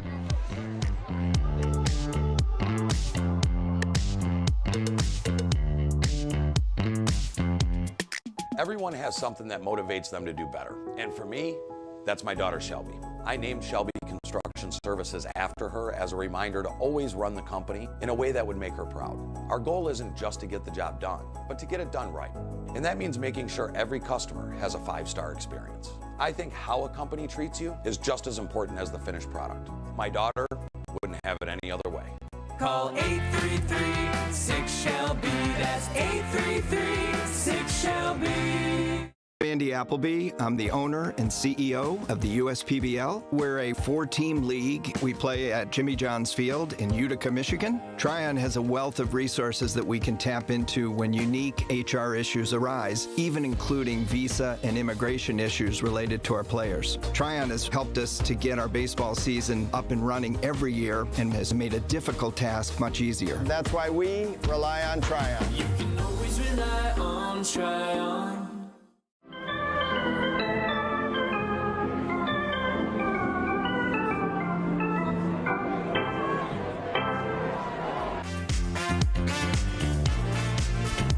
2-2 tie as we enter the bottom of the 4th inning. Hoppers just tied it up with a 2-run swing from Grant Stevenson.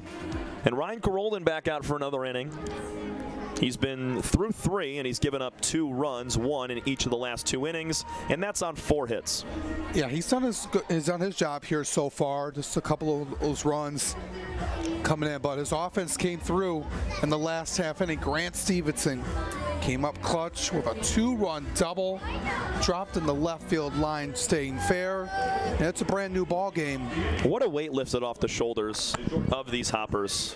As we mentioned, 1 run in their last 3 consecutive games, losers of 4 in a row, and being able to do something like that can really open the floodgates for your offense and mentally as well when you step in that batter's box. Yeah, it just gives them more confidence when they come back up to the plate after it's been a little bit of a cold spell for them. And Carolden approaching 60 pitches. If I'm doing some very rough math, he's at about 220 pitches over the last week. That's a little bit low. 2-1. It's going to be Enos, Schmack, and Baduras to face Carolden here in the 4th. And the rain starts once again. Yeah, it's going down. It's been unheard of these days for pitchers to throw 200 plus in the span of a few days. Line drive to center off the bat of Enos. Back a few steps. Rose has no issue with it. Line out from Ryan has 1 gone in the 4th inning. Yeah, fans started to get the rain jackets on, trying to get near to the concourse to not get drenched. That's why you got to get a spot down on the 1st and 3rd base side. Those umbrellas playing a big role right now. Hopper defense for the 2nd time today having to deal with the rain. Pop out to the catcher last time for Schmack.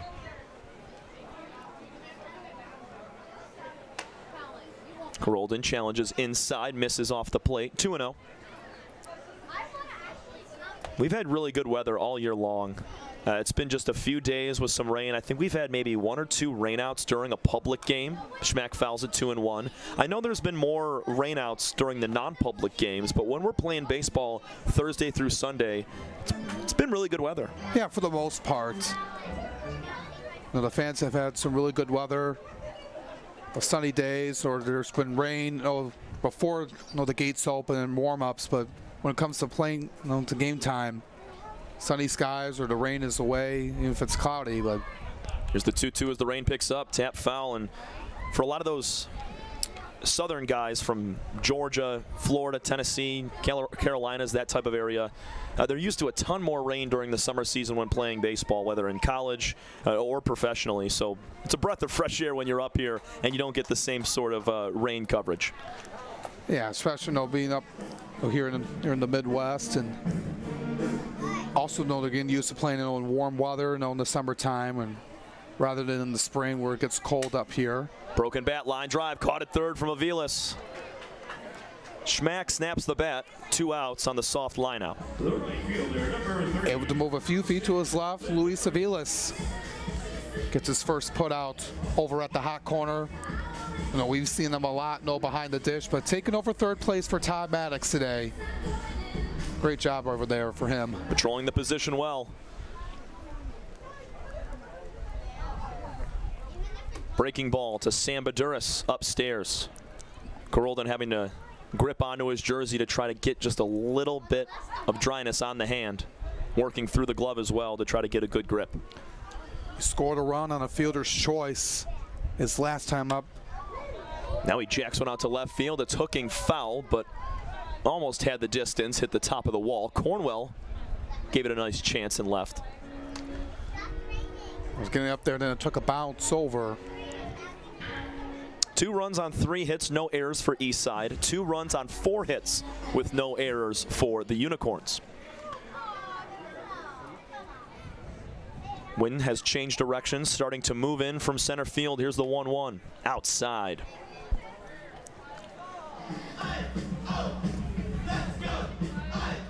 Looks like Austin Baugh has grabbed a baseball and started warming up in the bullpen for the Hoppers. We saw Delmas Rust down there an inning ago. Make it 3 balls and 1 strike now to Sam. Yeah, Carolden now at 70 pitches through 3 2/3. We'll likely see that man in Austin Baugh in just a few minutes. Here's a line drive, ripped foul. Baduras, a couple of nice swings. He just hasn't been able to put a protractor on it. Just trying to get the right pitch.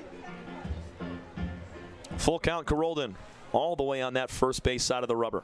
Big deep breath as he drops the glove. Another foul ball, Baduras stays alive.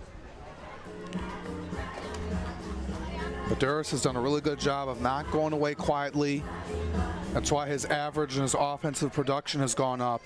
And when you have the bottom of the lineup doing that and staying with quality at-bats, it can change a game. Another foul ball. No play from head coach Jim Essian. And it makes guys like Carolden work. Because you have to face 7, 8, 9 pitches off of him to get him out. And when you look at the numbers and the amount of pitches that Carolden will throw in an outing, especially against a team like Utica that fouls off a ton of pitches, works through counts, I'd say about 15 to 20 of those pitches are with 2 strikes. Another foul ball from Baduras, continuing to fight, and pitch number 75 coming for Carolden right here. That's how the Unicorns have played. They grind their way on, but they've improved a lot. 3-2 is put in play. Shallow right field. Schellenbarger is going to have to battle the rain. Coming over towards the line, makes the catch for out number 3, and Ryan Carolden works a 1-2-3 4th inning. We played 4. It's a 2-2 tie between the Eastside Diamond Hoppers and Utica Unicorns on Sunday, fun day at Jimmy John's Field. This is the USPBL Network. First State Bank is a locally owned and operated business. We're part of your community. At fsbcares.com, you'll find ways that we're making a difference by featuring locally owned and operated businesses, providing access to helpful financial resources, and engaging with community.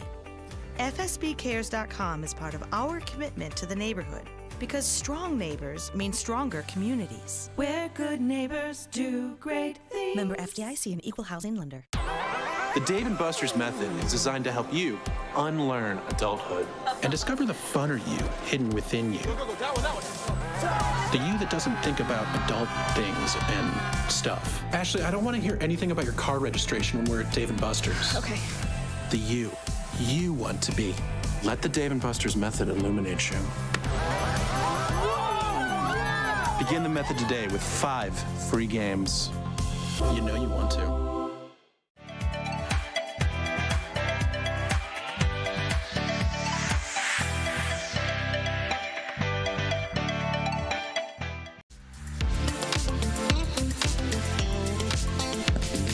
We head to the 5th. Alex Johnson, Tom Cavanaugh on tap all day long. It's been a great weekend of baseball. Hoppers looking for a big win, trying to snap a 4-game losing streak. And they just tied it up in the top half of that 4th inning. Grant Stevenson, a 2-run double. And Michael Joyce will take over for another inning here in the 5th. Yeah, Joyce will get to bounce back after Stevenson had tied it up, but it was important for Eastside to break that cold streak offensively. That's something we've been harping on all game long, is they just need something to click and go their way. And now coming up here, they got the good part of the order coming up here, Marcoux, Aviles, and Ferguson, to try to get that first lead of the game for their side. Marcoux had a deep fly out to left center his first time up. It's a nice swing. He just missed it by a tad. Now checks his swing, definitely went around on the first pitch from Joyce. Michael's been great today. He's walked 2, has hit a pair of batters as well, but he has also struck out 6. Marcoux takes 1-1. It's been a good stop for him. It's been a strikeout in each of the first 4 innings for Joyce. Struck out the side in the second. 2 balls and 1 strike as that's a little downstairs. Next week, we start on Wednesday, August 21st. Beavers and Hoppers will go back at it. Catch you up on the schedule for the final week of the regular season in a little bit. Marcoux taps it foul. We're 2-2 to the leadoff batter of the 5th inning. Yeah, 5-game stretch coming up Wednesday through Sunday here at the ballpark. Second to last week of the regular season. That's going to figure out what position, what standing spot each team is going to be in when we hit playoffs. Just a single elimination game starting September 5th. 3-2. Joyce through the windup. Wow, what a pitch. Strike 3 called. My goodness, that was filthy. 7 Ks now for Joyce as he gets Marcoux. That knuckle curve on the outside part of the plate. Marcoux just fooled on that one. So much break. Look at that thing. I mean, unbelievable. That's at the eyes of Marcoux, and by the time it reaches the plate, it snaps in there on the outside corner. Joyce tries it again to a lefty. That might have been okay, but that almost hit Aviles. 1-0. That has been on point. That knuckle curve. It's been a difference maker for Joyce. I'm surprised he got that much cut on that pitch, especially with the rain. We saw Carolden having to grip his jersey to try to dry off his hand. 2-0 now to Aviles, who has gone down twice on strikes. Yeah, it's still coming down here. The cloud's trying to break up, but Yeah, it's weird. There's sun and open skies in the distance behind that Jimmy Johns Field scoreboard, but looming over top are a few dark clouds. 3-0 to the third baseman, Luis Aviles.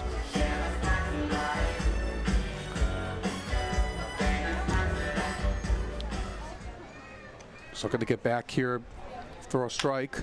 3-0 is chopped to second. High bounce for Demetral. Off his feet, gathers and throws. 2 up, 2 down. The DH number 16. He'll take that as well. I think he was a little bit surprised that Aviles was going to swing on 3-0. Me too. Usually you take that pitch, and then maybe you go after it on 3-1, but that was a little bit outside, middle belt high. I don't mind Luis swinging at that if he had a lot of confidence to crank that pitch in the gap. Now, he might have gotten on top and chopped it down a little bit, but that's baseball. Joyce trying to journey through another inning. He sat down the first 2, including a Marcoux-looking strikeout, and the Aviles ground out a moment ago.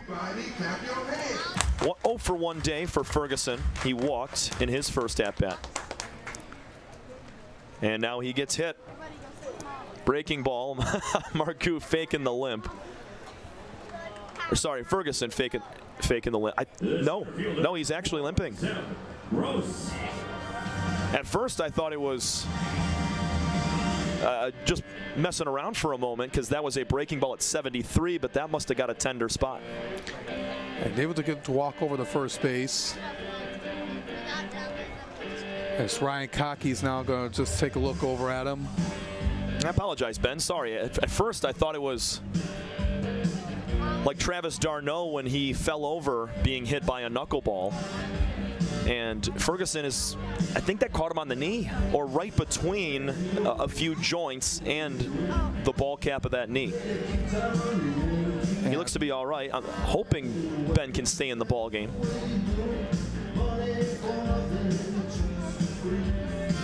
In other news, Michael Joyce has grabbed a rosin bag for a little extra dryness as he's back on the mound, tipping his cap towards Ferguson. Now let's take one more look on our side of things. That's right on the knee. His right knee, and maybe had his hand there for a second when walking over. He's going to stay in the game. The 2-out base runner for Zebros. Sinker misses down and away. And we're looking at one more time. Like the very top of the kneecap. And I think right out of the box, Ben thought he was all right until he took that first step and then kind of felt it, and that's where he started to limp. But no limping at first now. He's moving very well. We'll see how he plays out here the rest of the way. They do got Todd Maddox and Matt Gehrig on the bench, just in case. Ferguson the DH, so can easily be changed in with one of those bench players. The 2-0 to Rose grabs the zone. 0 for 1 with a walk and a run scored today for Zeb. He came around on the 2-run double from Stevenson last inning.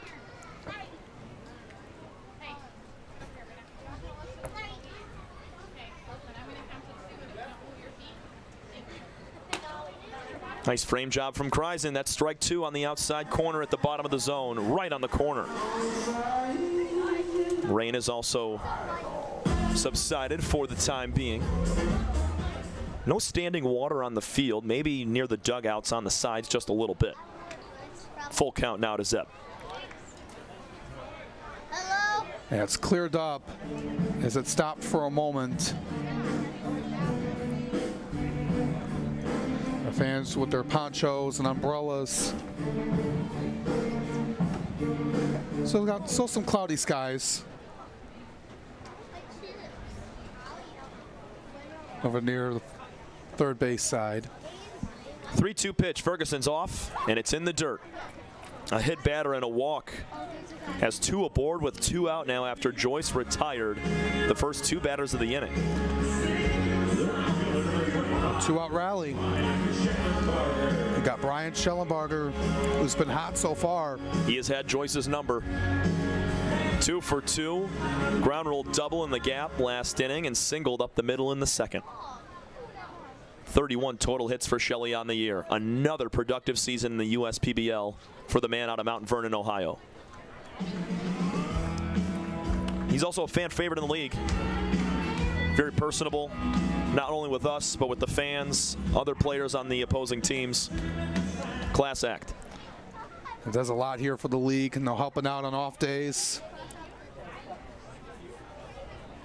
1-0 to Bryant, nearly hits him. He gets out of the way, and the ball ricochets off of the padding back to Kreisen. Both runners will move up 90 feet. It's second and third with 2 gone. And we're in the back of Kreisen, behind home plate, and it's going to be a wild pitch on Joyce. Really no chance for Kreisen there as that pitch nearly hit Schellenbarger, and they're going to put him on. Wise decision here for the Unicorns as one of the hottest hitters of this Hopper team will now load the bases for a force out. Yeah, been the head in the count. With Schellenbarger being the head in the count 2-0. Don't want to throw something dangerous to him, and he gets a knack at it into the gaps. Later in the season, we're seeing strategic moves like that. I think in the first month or so, you would not see that in a tight ball game, middle of May, early June. But now that we're down the stretch, every game means so much for standings and seeding that you got to do something like that to just help yourself out. And it's Grant Stevenson who doubled to bring in those 2 runs. You got to understand the situation and going through the mindset for Coach Jim Messian to make that decision. 0-1 from Joyce. Check swing, he definitely went around. 0-2. Fooled with that pitch at 78, crossing the entire plate. Yeah, made him just go half swing on that.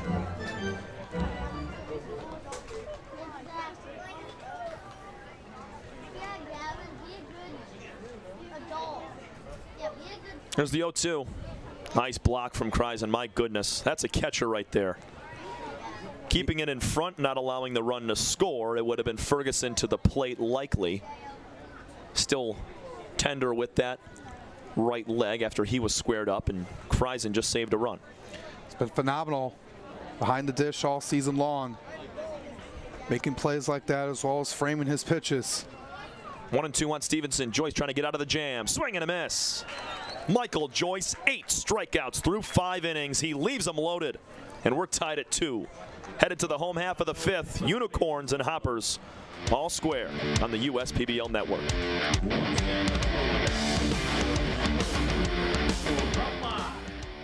What are the odds that we're neighbors, we've known each other our whole lives, and both tear the exact same things in this exact same knee? So an ACL tear is an injury to the main stabilizing structure of the knee. You want a good team around you, because then you know that what you're doing is going to help you in the long run. My message to everyone who's helped me, thank you so much, because you guys helped me progress so much. Also hearing it from a friend that's went through the exact same thing, I think sort of helps that know that there's a bright side at the end. Fifth Third Bank. Yeah, it's a quirky name. But here's the thing, 5/3 equals 166.7%. So we put 166.7% into everything we do. Like automatically getting you your paycheck up to 2 days early, giving you well-deserved extra time to avoid overdraft fees, and helping you borrow from your future self. This is banking a Fifth Third better.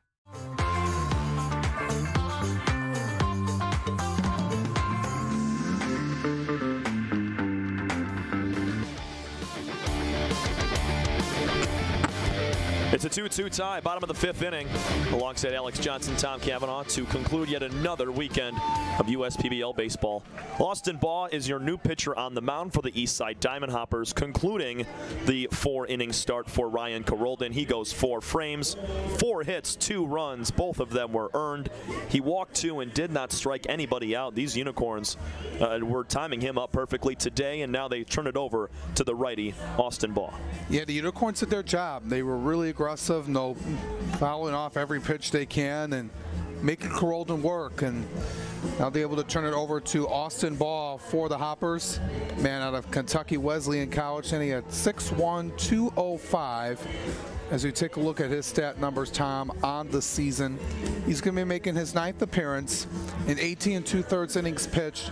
He's had 21 strikeouts, 11 walks, 10 earned runs allowed, and a .236 opposing batting average. Averaging just under a hit an inning against Baugh. He's allowed 17 knocks in 18 2/3.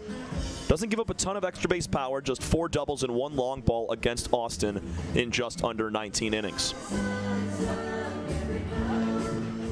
He's put into a very close ball game. That means a ton. We mentioned it earlier. Unicorns trying to draw a half game back of first place with a win. And these Hoppers really trying to break a 4-game skid and become 1 game back of second place and try to hold off and not play Thursday, September 5th, and be in that semifinal game locked in on Friday night. And exactly what it is for both teams, just trying to be in the best spot possible. Unicorns going to go, if they can go 2 out of 3 this week, it would be huge.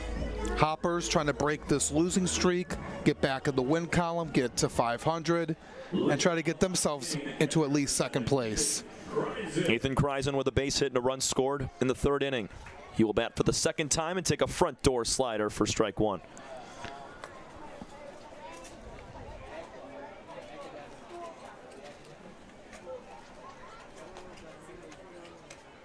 Same pitch, different spot. That's on the outside corner. Same result, 0-2. He only uses that about 8% of the time. He mainly throws a sweeper. He also throws a sinker and a changeup. So a 4-pitch mix.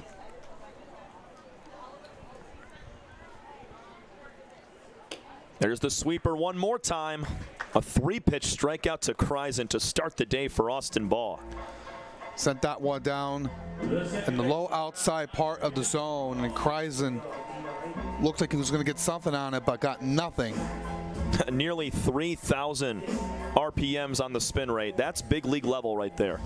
Anything from 28 to 3,000, that's elite. And that pitch ran across the plate. Tough to make any sort of contact for Kreisen with 2 strikes. 0 for 1 with a walk today for Andre Demetral, your everyday second baseman for the Unicorns.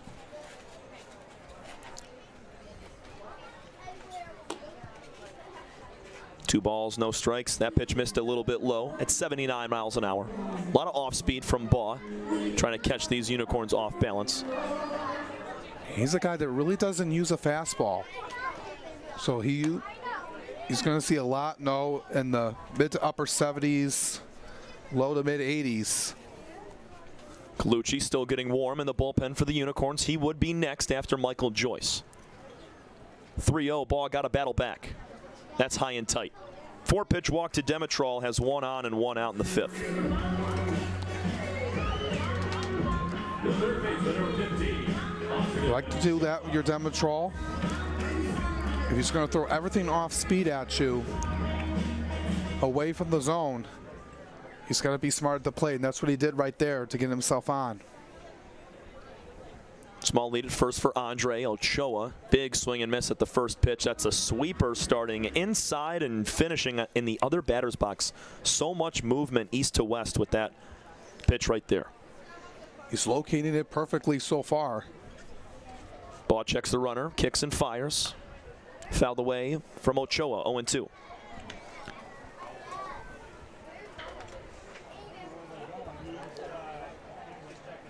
Ochoa today 0 for 2. A ground out in the first and ground into a fielder's choice his last time up. Austin lifts one out to right center field. Over a few steps is Schellenbarger. He puts that away. 2 gone as Demetrol retreats back to first base. Just hit that softly into shallow right. Routine play for Schellenbarger. Didn't have to work too much for it to make the catch. Leaves it up to Marcus Titiali'i, RBI single in the 3rd inning, his last at-bat. Gave the Unicorns a 2-0 advantage, and then the Hoppers struck for 2 in the 4th. That's where we stand right now.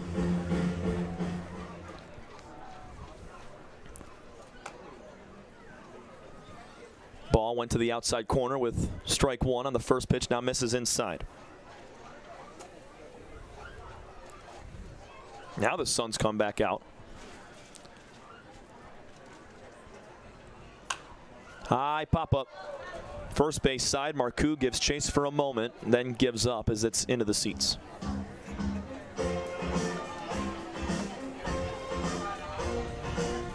Along with the rain, the wind has stopped. We had some good wind pushing out towards right center. Now all flags at rest. It's good to have the sun peek out. Titiali'i with the 1-2 count. In the other batter's box, check swing, did he go? He did not, says our field umpire. But that's just how nasty that pitch is right there.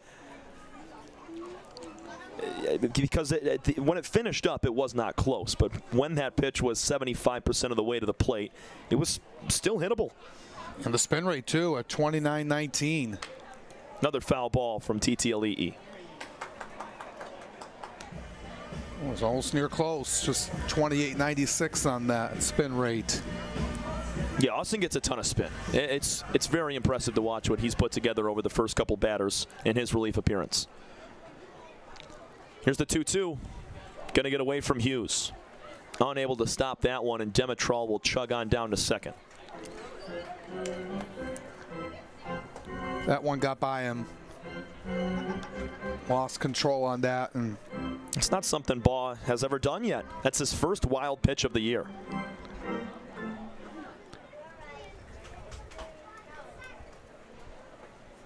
And through about almost 19 innings, that's really good. 3-2 popped up, right side, it's down for a single. Scoring is Demetrol. No chance for either Martin or Schellenbarger, and the Unicorns take a 3-2 lead in the bottom of the 5th inning. A little inside-out swing, dropped it down the line.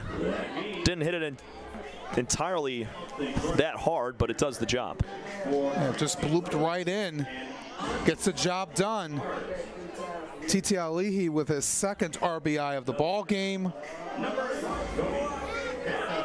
And he has fit in nicely into this Unicorns offense. In 6 games for Marcus, he's now got 5 RBIs on 8 hits. It's pretty darn good for your first couple of games in the USPBL. Cody Hanna takes strike 1. He is 1 for 2 with a double and a run scored. Made a really nice play at first base to save a run.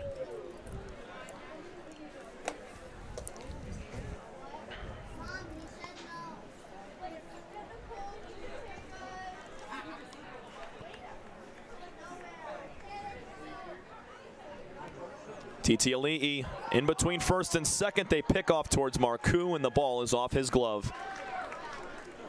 Baugh, he could sense it. TTLE was hopping off the bag, was going to try to take second base. And on the pickoff, it gets away. Yeah, he heard footsteps. Looked like we were trying to get it back over to Marcoux, in and out of his glove. We've seen that a lot recently, where the pitchers sense that the guy is going to go.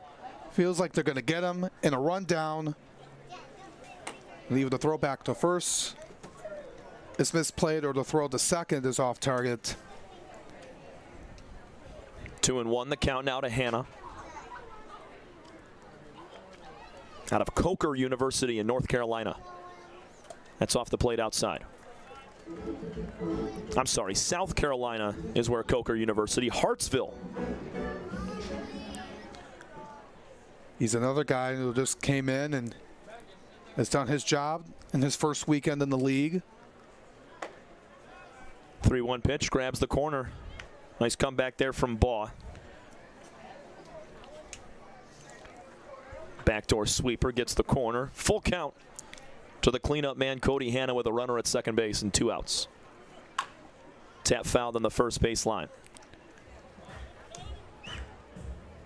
He's still looking for his first RBI in the league, with TTLE in scoring position. Would like to double up on this lead here. The 3-2 again. Fouled away, this time down the left field side. It's been like this all day long. Last month or so from these Unicorns, they're just not an easy out. 1 through 9 in the lineup. And they work really hard. They're out in practice, in the batting cage, and just working on just fighting off pitches. That's a great at-bat there from Cody Hannah. He draws the walk, and it's first and second with 2 outs for Jared Weber.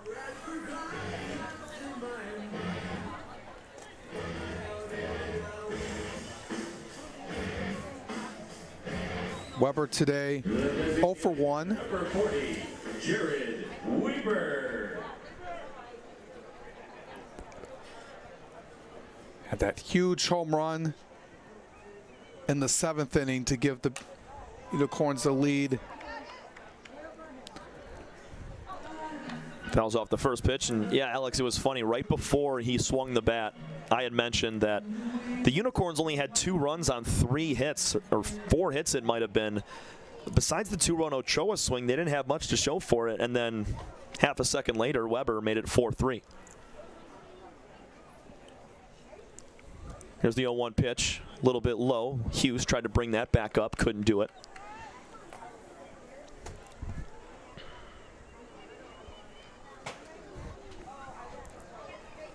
One run in each, or 3 of the last 4 innings for the Unicorns. They lead it by 1. Another pitch that does not miss by much. 2-1 to the 5-man Jared Weber.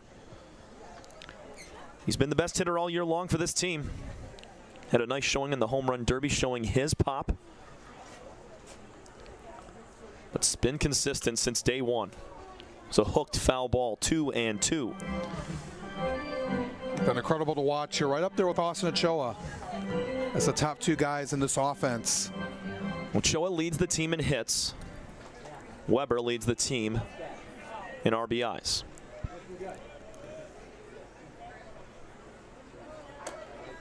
Sweeper way outside. The 2-2 moves to 3-2.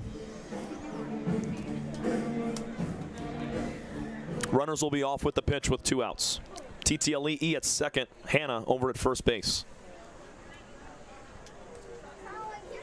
Swing and a miss on the 3-2. Going back to the sweeper was Baugh, and he gets Weber swinging. 2 are stranded, but a run comes in on the TTLE drop single in right field. 3-2 Unicorns after 5. This is your home for USPBL baseball.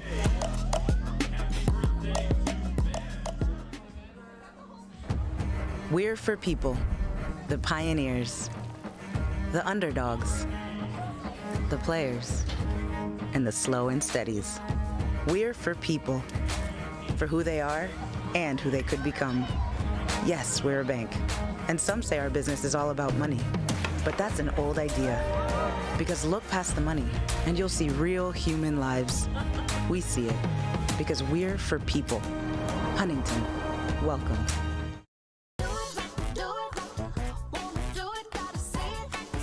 The perfect match. It's what so many of us are looking for. When it comes to getting a mortgage, how can you find the one that's perfect for you? Start at mortgagematchup.com. Because the only way to get a mortgage that's easier and more affordable is to find a local home loan expert first. Go to mortgagematchup.com today. Everyone has something that motivates them to do better. And for me, that's my daughter Shelby. I named Shelby Construction Services after her as a reminder to always run the company in a way that would make her proud. Our goal isn't just to get the job done, but to get it done right.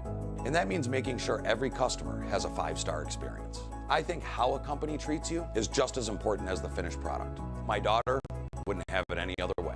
Call 833-6-SHELBY. That's 833-6-SHELBY. The day is done for Michael Joyce, and what a start he had. His 7th appearance, his 7th start with the Unicorns, and it was awesome, Alex. 5 innings, 3 hits, 2 earned runs, and 8 strikeouts. He couldn't have asked for a better performance, and Joyce did his job. That'll bring in Matt Colucci. One of the top in the league in ERA this season. Colucci up there in appearances as well for this team. He's making appearance number 23 out of the bullpen. Yeah, looking at it right now, 36 1/3 innings pitched. He's had really good numbers, 38 strikeouts, 12 walks, ERA at 2.23, 243 opposing batting average as well. For the veteran out of the pen for the Utica Unicorns, coming from Amherst, New York, sitting at 6'2", 205 from State University of New York, Brockport. Colucci was a champion last year with the Unicorns. He's trying to repeat once again. Big shout out to the Dakota Marching Band and Color Guard for presenting our colors and our national anthem before today's game. And we want to welcome the Dakota High School Marching Band. 0 for 2 day for Whit Hughes, couple of strikeouts. He's trying to break that streak right here against Colucci. Number 13, Matt Colucci. It's a 3-2 lead for Utica, thanks to Marcus Titiali'i. He drove in the last 2 runs the Unicorns have scored. He's been on point ever since putting on a Utica uniform, and it's really good to see him and step it up here and help this Unicorns offense. Hughes threw out a runner earlier in the game. It was his 6th league-leading caught stealing of the year. Swing and a miss at the first pitch from Colucci. Matt, heavy slider and 2-seam fastball. He will sprinkle in a curveball and cutter in his arsenal. 0-1 is grounded up the middle. Off the glove, it's a backhand play for Demetrol over to first. What a play on the backhand from Demetrol after it was glanced off the mid of Colucci. Takes a couple of hops over to him, slides down, makes the play, throws it over, and gets Hughes out. It's a great swing from Whit right there. Back up the box. Most days that's a single, but Demetrol playing very deep at second base. He had time to slide onto the outfield grass, pop up, and make a throw. Just right down the heart of the plate, and Hughes got some barrel on it, but Demetrol made a key play to rob him of a single. 1-0 to Bailey Martin. Strikeout and a ground out so far today. Goes after the upper fastball at 91, comes up empty. His ground out was a shot between the 3-4 hole on the right side of the field. Cody Hanna with a diving stop. Poked out of play, 1-2. Yeah, Martin in that 9 spot here today. We've usually seen him near the top of the lineup. For the last couple of weeks, he's been a great second leadoff hitter, batting in that 9 spot because Cornwell, I mean, how can you take him out of that leadoff spot? He leads the team in average, and he always finds a way on base, whether it's with a hit or a walk. Yeah, anybody in this lineup can be interchangeable. No, there's no like set spot for any guy in this lineup. Especially with how they switched it up today. Stevenson in the 7 spot, Luis Aviles batting 3rd. Not something we see every day. And maybe that helps out Stevenson because he got a fastball. In that 7 spot, you're going to see a heavier diet of straight stuff, fastballs, than you would off speed. And he dropped a double down the left field line to score 2. Full count on the way to Bailey Martin. Colucci delivers. Swing and a miss. Matt Colucci, another strikeout. He picks up number 39 right there on the year. Down there, 85, low middle part of the strike zone. Just dialed that one up.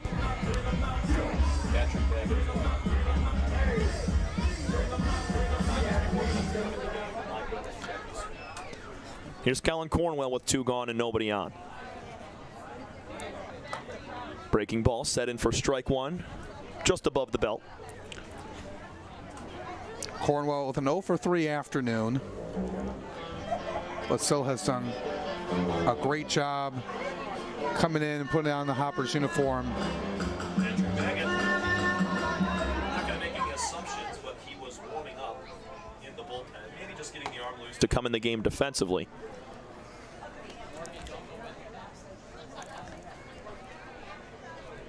Also, Danny Denz out there in that Unicorn bullpen. He could be the next to throw.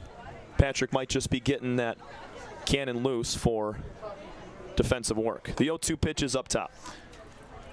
But you never know, because we've heard whispers of guys like Schellenbarger, Fleming on to pitch. I know Gehrig and Hank Dodson and Zach Beadle have all thrown in non-public games. And when you're light on pitching, sometimes that's where you have to go. Cornwell goes after the breaking ball at the feet. 2 strikeouts in the inning for Matt Colucci, continuing to be one of the best relievers in the league. We go to the bottom of the 6th, a 3-2 lead for Utica over the Hoppers on the USPBL network.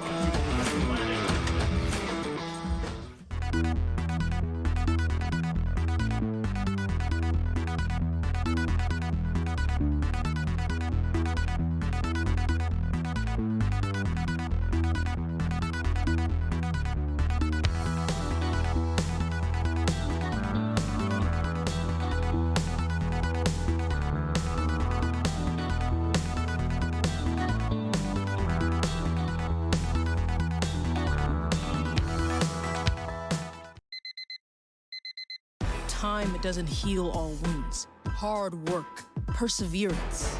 And we do. We're fighting cancer with proton therapy. And music therapy. We're turning back the clock on Parkinson's and outsmarting blood clots in seconds. Instead of days. Because this is her time. His time, your time. And it's time to show we can. Corewell Health.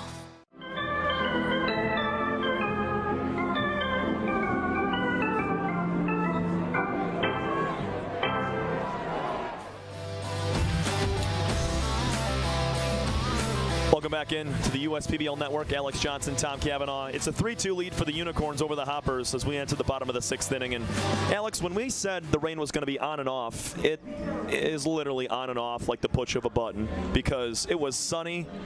Temperature started to rise a little bit a half inning ago, and now the drizzle is back and fans back up into the concourse as Austin Baugh is back on the mound for Eastside. Look at it come down from center. Yeah, the weather doesn't know what it wants to do. It's it's good for 5-10 minutes and then rain again, and it's like our ball game. It's been back and forth.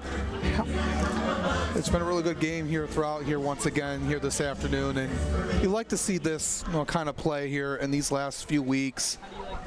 Games being tight, neck and neck. The bottom of the 6th inning, the shortstop, number 20, Ryan Edith. It's cloudy skies in center field, and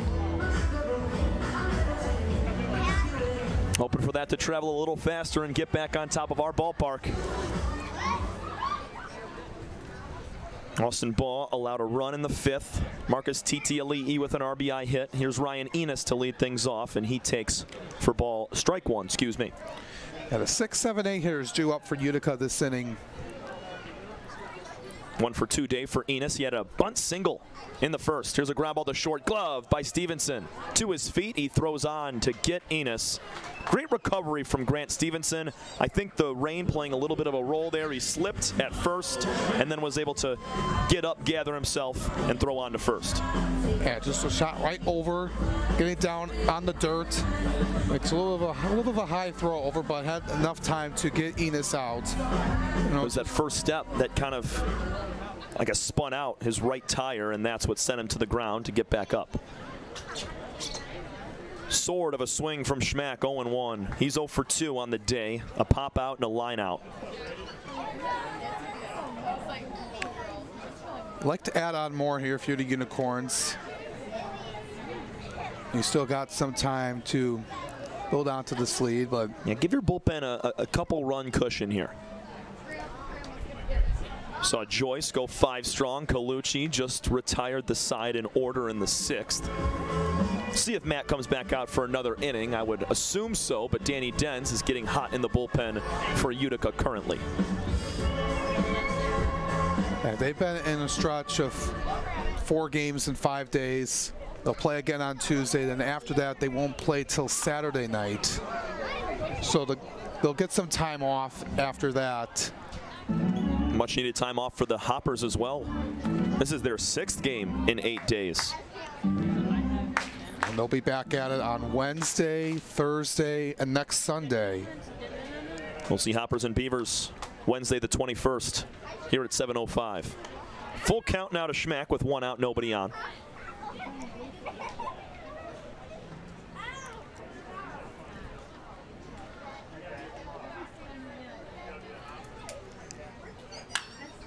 Line drive to shortstop. Nice catch from Stevenson. Ranges back onto the outfield grass and takes a hit away from Kyle for out number 2.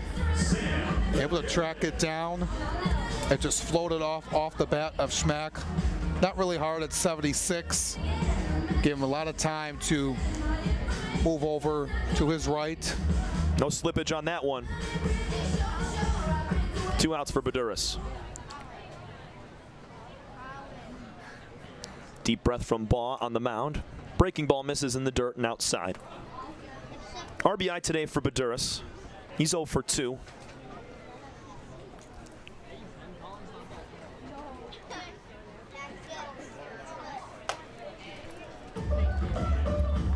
Two and 0 now to the Unicorn right fielder.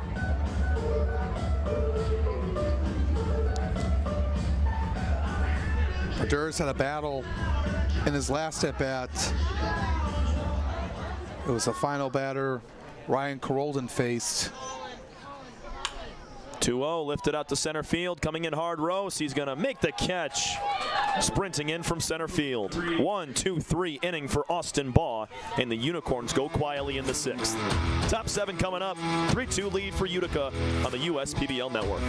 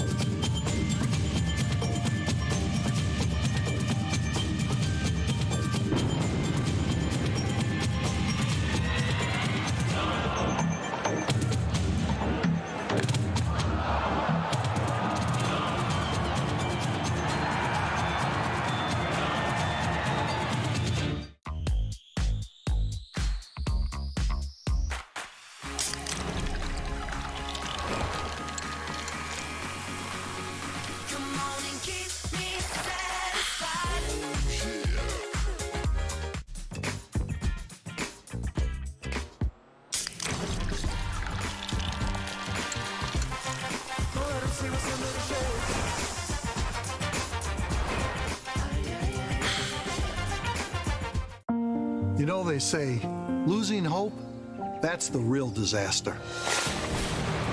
Last year, Tropical Storm Fred sent a devastating wall of water and debris down this river.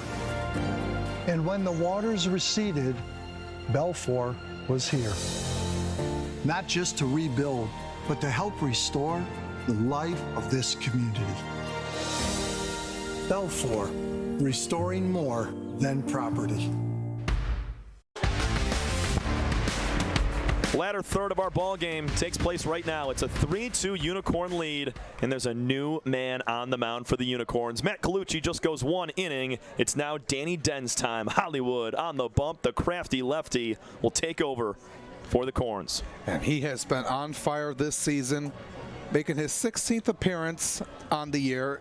Has gone 19 and 2/3 innings, 35 strikeouts, 9 walks, only 4 earned runs allowed with that 1.83 ERA. And a really strong 147 opposing batting average. That's been a strong southpaw out of the pen for Coach Jim Messian and company. Now pitching for the Dens is averaging 16 strikeouts per 9 innings, nearly tripling up his total from walks to strikeout. Actually, he is 35 strikeouts compared to just 9 walks in just under 20 innings of work. My goodness. I mean, we're going to see some filthy pitches out of Dens. We did last inning from Colucci. It just shows how strong this bullpen is for Utica. Going to play a big role when they hit the playoffs. And it's been well crafted from start to finish. And guys like Dens, Colucci, guys like Bauman, Ben Kreisen, Michael Joyce today. You saw Logan Lee had a good game last night.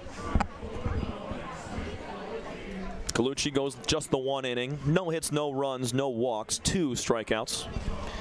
There's actually Harvin yesterday, Logan Lee Friday, I meant to say, but nonetheless, everyone has been really strong in this Unicorns pitching staff, and it's been on point from the start of the year till now. Danny Dens with the lowest opposing on-base percentage plus slugging in the league at .499. And if you look at the numbers, Alex, the top 4 names in opponent OPS, Danny Dens, Garrett Bonnet, Matt Colucci, and Jace Bauman, all those guys are Unicorns. So, I mean, you look at the leaderboards for the year, and it's just stacked with Utica pitching, specifically their bullpen arms. And that helps you win games, and the defense wins you championships. Dens delivers a first pitch swinging from Noah Marcoux. This is a marquee matchup right here. Lefty-lefty between one of the best hitters and pitchers in the league. Marcoux went down looking his last time. He's 0 for 2 with a hit by pitch today. Check swing. He definitely went around. Dens just has him guessing up there right now. And it's not only Marcoux. It's a lot of the hitters in the league. It's a coin flip on what you're going to get out of the hand of Danny Dens. Yeah, it's going to be a surprise what you're going to see. You got to be ready for anything. Sweeper, 4-seam fastball, a cutter, changeup, and sinker. He brings the kitchen sink every day on the bump. He works third base side of the rubber out of the stretch. Grips the ball in his pitching hand, folds the glove on the right pec. Dens the 0-2. A lot of spin, did not catch any part of the plate. Nice hold up from Marcoux. It's 1-2.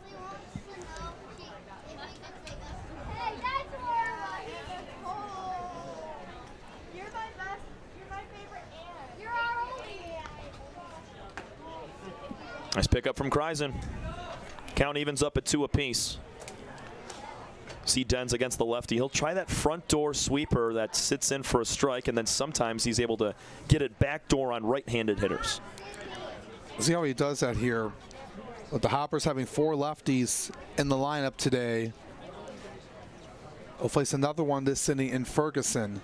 Swing and a miss. Danny Dens starts his day with a swinging strikeout from Noah Marcoux. Chased him off the plate, outside. Second time Marcoux has struck out here today. And the Unicorns have had Marcoux so far. They've handled him well. So you mentioned he had 2 hits the other night. He's 0 for 3 with a hit by pitch today. Now Luis Aviles, who is also 0 for 3, will step in with 1 out. This is where that backdoor sweeper comes into play. The lefty Dens sits it on the outside corner to a righty. Big cut and a miss, 1-1. 85 miles an hour on the off speed. Den's a former undrafted free agent in the San Diego Padres organization. Played low A and high A baseball. with San Diego.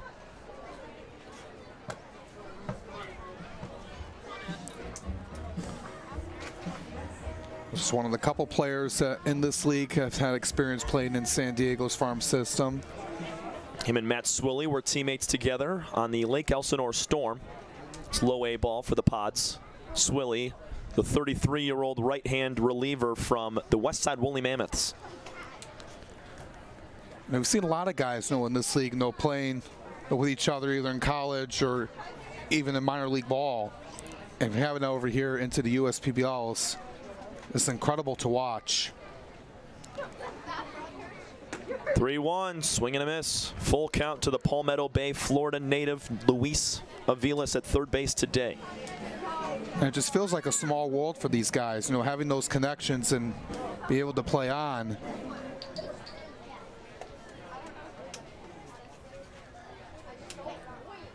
Den's the full count pitch. Little downstairs for ball 4. One out base runner for the Hoppers as they trail by 1 in the 7th. Dropped a few inches below the zone at the knees of Aviles. And he's on base for the first time here today. It looks like Coach Cocky talked with the home plate umpire. There's going to be some sort of a substitution here. Luis Aviles, his day will be done. He is going to exit the contest, and there's going to be a pinch runner. Looks to be Todd Maddox entering the ball game at first base as the runner, and he will pick up defensively at third. Got the tying run over at first, getting some speed over there. Maddox a team high 8 doubles. He's not going to swing it here as Aviles walked, but next time around, he sure will. Ferguson takes outside in the dirt. Den's just allowed his 10th walk of the season. That's in 20 full innings.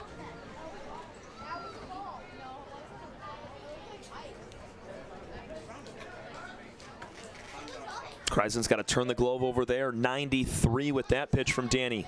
2-0 the count.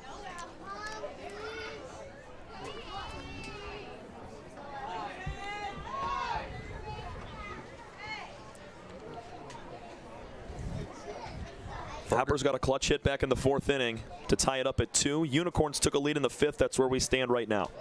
Need a huge one here, especially with Ferguson, your cleanup man. Denzel quickly throw over towards Maddox.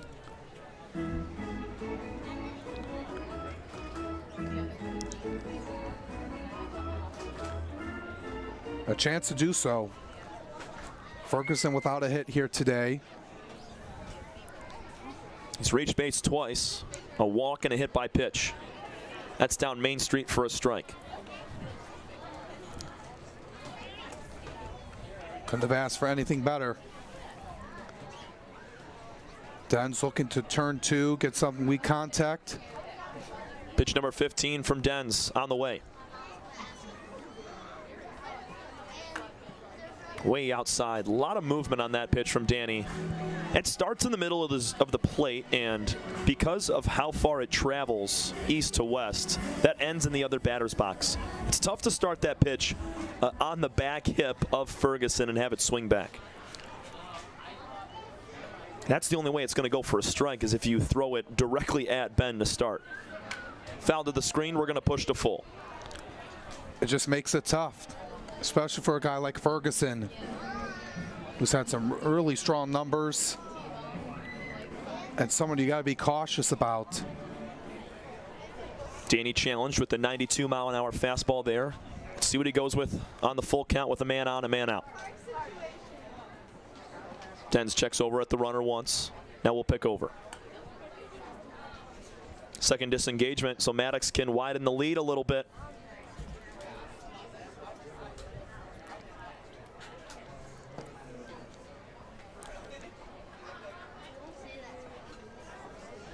Den set on the 3-2. Time is called at the dish from Ben Ferguson. He's going to take his TO now. Wants to be wise here on this pitch coming up.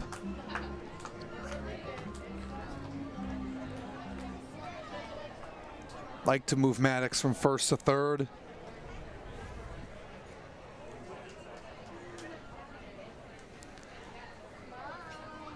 Dens the 3-2 again. A little bit high and tight for ball 4. Back-to-back walks for Danny Dens, has 2 on with 1 out. He's not missing by much on some of these 2-strike pitches. Kreisen did all he could to bring that back. Yeah, that was a tad high. Just an inch off of the strike zone.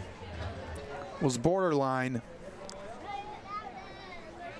Hoppers knocking on the door, down by a run in the 7th inning. First pitch to Zeb Rose. Strike called. That was a few inches outside, but Dens got the benefit of the call. Would have loved that on the last pitch. 0-1. Strike 2. 16 ribbies, 2 homers on the year for Zeb. He's been a .250 and above hitter all season long.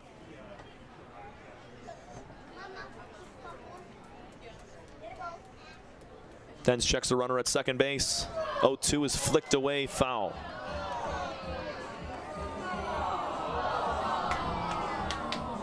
No movement in the bullpen for Utica currently, so maybe Dens tasked with the 8th inning as well, possibly the 9th. Still a few arms that could throw for Utica, including Julian Pichardo and Ben Kreisen. 0-2, that one hit Rose, and that's the 10th hit by pitch of the season on Zeb. Wow. He doesn't crowd the plate all that much, but when you have a lefty that throws a huge hook and you're a right-handed hitter, there's a good chance you're getting beamed. Yeah, that's been what Rose has just been trying to do. Not the flashiest way to get on base, but he's does his job. And we'll just cut in right on the thigh of Zeb. It's bases loaded, 1 out. Danny Dens with some control issues here in the 7th inning. Not something he deals with very often at all. And there goes Kreisen jogging on down to the bullpen. Hey, he struck out Marcoux with no problem. Then back-to-back walks. Then Rose got hit by a pitch, and Schellenbarger's got him loaded. He'll take strike 1 up near the letters. You really want to open this up, and Schellenbarger's just waiting. Base hit could give them the lead. Shelley's 2 for 2 with an intentional walk. Double and a run scored. This one's fouled off the glove of Kreisen. He wanted that. Just didn't get enough on that off the piece of the wood. Danny's gone upstairs with the last 2 pitches. First with the fastball, now with the off-speed.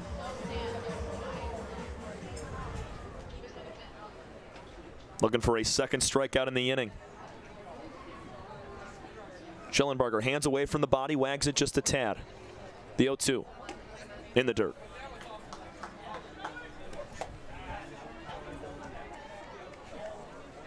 Maddox, he came in as a pinch runner for Aviles. He's at third base. Ferguson stands at second. Rose at first. 3-2 Unicorns in the 7th inning.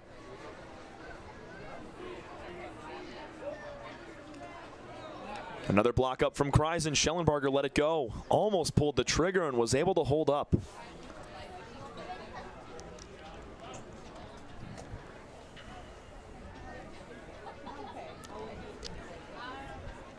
Almost just took the knob across the plate. No more, but the front of the bat.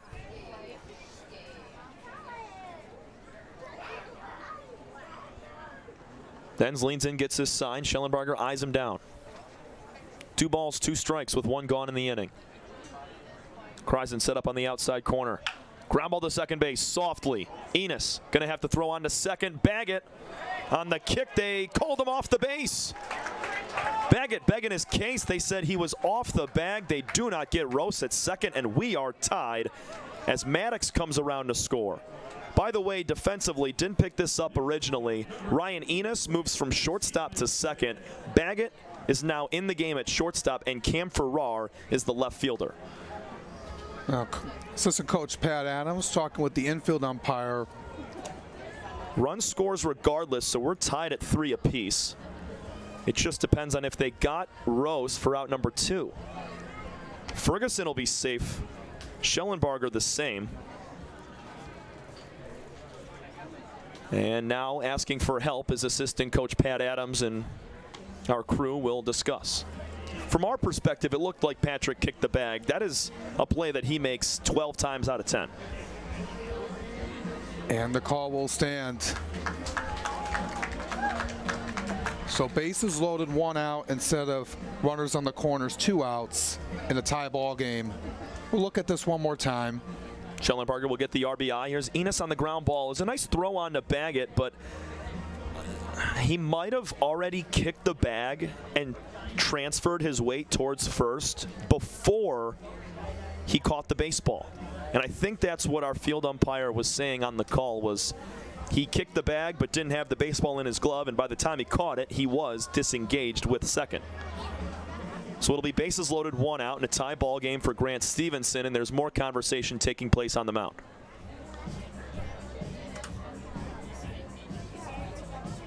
It just rolled over. Enos is over to Baggett, and we're just slowing it down here.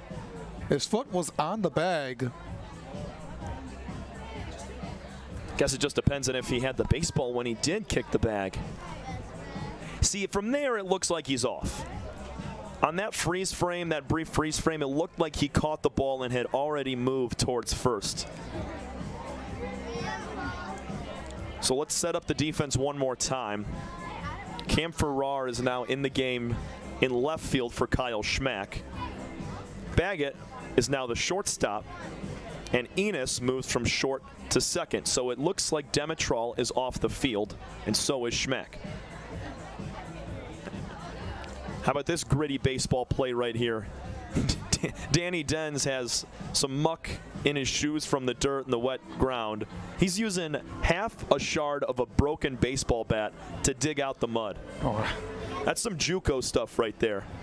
Just getting that off, especially how the field has been a little bit mud from the rain we've had here on and off. Hey, at all levels, doesn't matter, just get what's needed to be able to get the job done. And that's Jace Bauman helping him out, digging out all that dirt, that mud. Switch sides one more time for Denz. We're going to step aside for just a moment. They're tending to the mound right now, drying it off, because Denz in that same spot is catching a lot of dirt. Be back in 30. It's 3-3 in the top of the 7th. Bases loaded.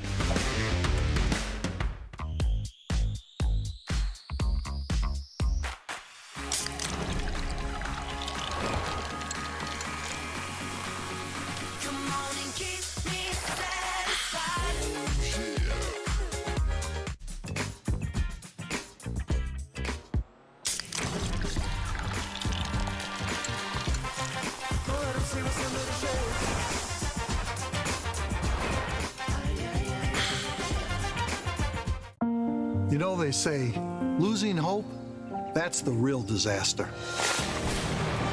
Last year, Tropical Storm Fred sent a devastating wall of water and debris down this river. And when the waters receded, Belfour was here. Not just to rebuild, but to help restore the life of this community. Belfour, restoring more than property.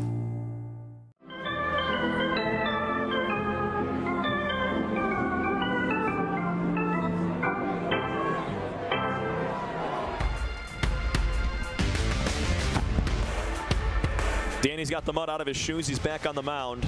Our grounds crew had to take out a few rakes and shovels. Shout out Tyler Shin, incoming with the super dried. There it is again. Denz having to get all that out of there. The rain has been on and off today, Alex, and that has what's led to some weird footing issues. We saw Grant Stevenson trip up at shortstop. Baggett over at short there in just a moment ago had trouble with second base, kicking it for the transfer, and now Denz having the same issue. Yeah, it's been on and off. It's rain here again right now. Weather doesn't want to make up its mind.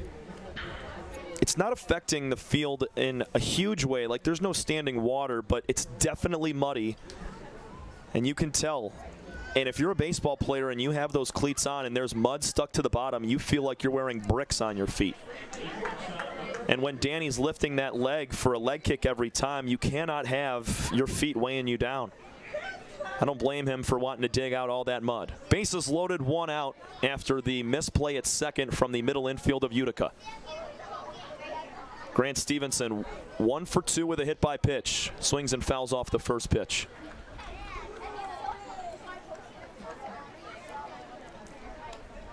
Struck out swinging last time, had a 2-run doubled on the left field line in the 4th. Schellenbarger just tied things up with a ground ball. Got the bases juiced for Eastside. Rain is starting to move sideways now. The 0-1 above the shoulders. I'll be surprised, Alex, if we are able to fit in all 9 innings today, as we are about 15 minutes away from our 2.5-hour time limit. Now, it's a very loose time limit, but if we have several innings to play, you might see only 7-8 frames. Den's way outside. Lost that with some rain and wetness on the baseball, 2-1. And there's been only a few instances where we've seen the time limit be in full effect. Things are in the factor as well. The weather, obviously, and now the outcome of the game is right now. But in a tie game, you want to be able to finish this one out and not call it short. 3 balls and 1 strike. It's do or die time now for the Unicorns. Nowhere to put Stevenson. It's a 3-1 count. The rain is barreling down, and there is standing water not only in foul ground but on the baselines as well. Right at second base, we're seeing some standing water. Dens needs a strike right here. Here's the 3-1. Tipped into the glove. We're going to go full. It's just been on and off with the weather. We've seen rain on the screen, and then it's been sunny, and then just kind of adapting to the weather minute by minute. Here's the full count. Fouled away by Stevenson. Nice fight. 85 at the top of the zone on the outside corner. Ferguson's at third base. He walked. Rose was hit by a pitch. He stands down at second base. Schellenbarger with an RBI fielder's choice ground ball. He's at first. Here's the full count one more time. We'll do it again. Stevenson staying alive. Exactly what you got to do. Got to keep fighting off pitches. He came up huge back in the 4th.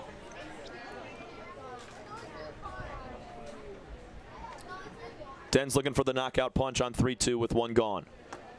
In the dirt, ball 4. Danny walks in a run, and the Hoppers have their first lead of the ball game, 4-3 in the 7th. Here comes head coach Jim Essien. Going to turn it over to the bullpen. Dens has gone into a little bit of trouble. Didn't have the command that he's used to. Danny Dens has been lights out all year long. He walks 3 and hits a batter, leading to a run. Leading to 2 runs, I'm sorry. And that's what gives Eastside a 1-run lead. Dens' night is over. Kreisen will take over on the bump, and we'll step aside. 4-3 Eastside. Top 7 on the USPBL network. Bases still loaded for the Hoppers.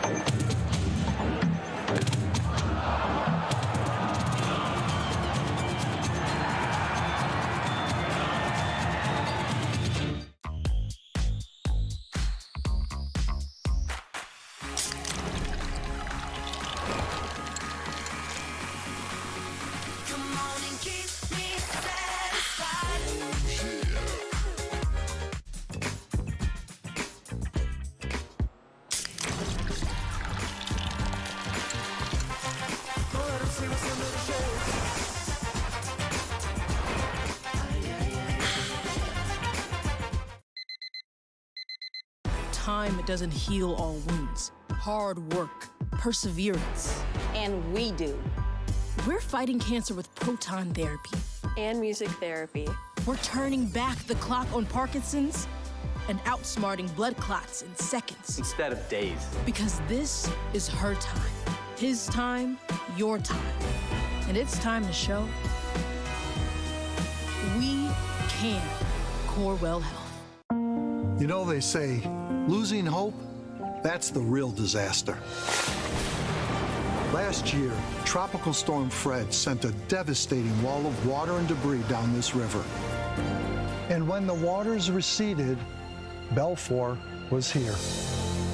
Not just to rebuild, but to help restore the life of this community. Belfour, restoring more than property.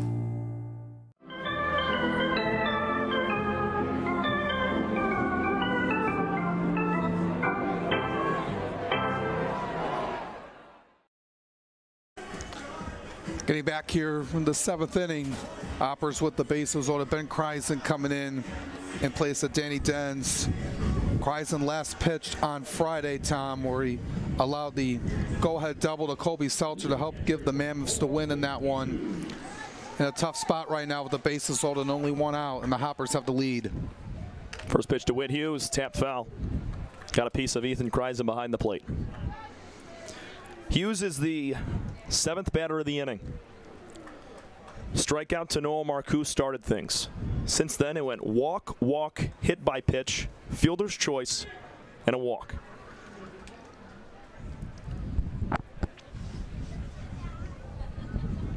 Kreisen sets up near the ear. The 0-1 breaking ball is up top. Hughes, a pair of strikeouts and a hard ground out to second. It was Demetral with a sweet backhand play. He has since been taken out of the ball game and some defensive changes in this inning. 1-2. Hughes is on it, a little underneath, fouls it to the screen.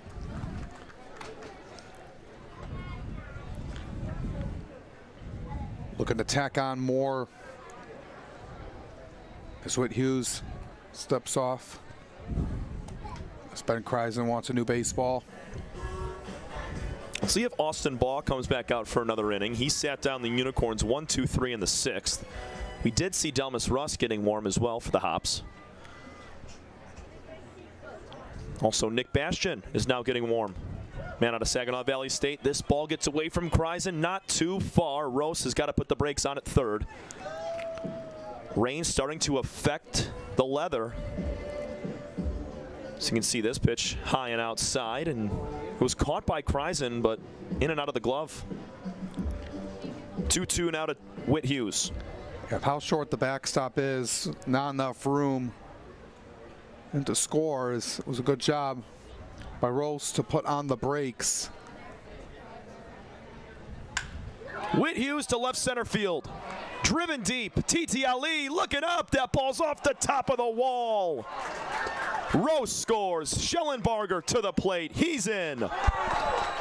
Whit Hughes was a foot away from a grand slam. It's a 2-run double. 6-3 Hoppers.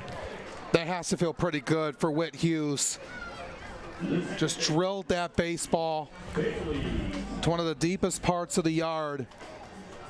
364 feet off the bat. It's off the wall. The top of the yellow fencing at our wall in left center field. Another foot or two, and that's a grand slam for Whit. Would have been his 2nd homer of the year. Instead, it's double number 3 in RBIs, 6 and 7. Bailey Martin takes a ball.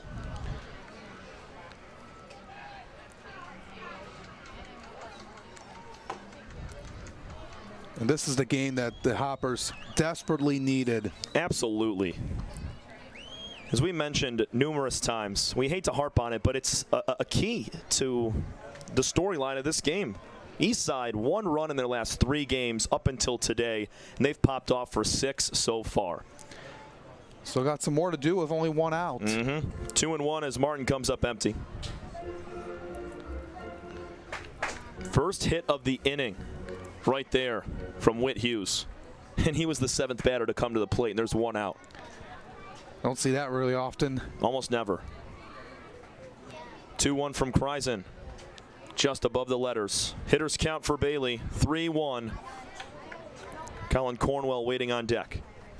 And then it would be Noah Marcoux for the second time in the inning. Kreisen's on the first base side of the rubber, the 3-1 pitch. A little bit low. So the brother battery between Ethan behind the dish and Ben on the mound starts off with a 2-run double from Hughes and a 5-pitch walk to Bailey Martin.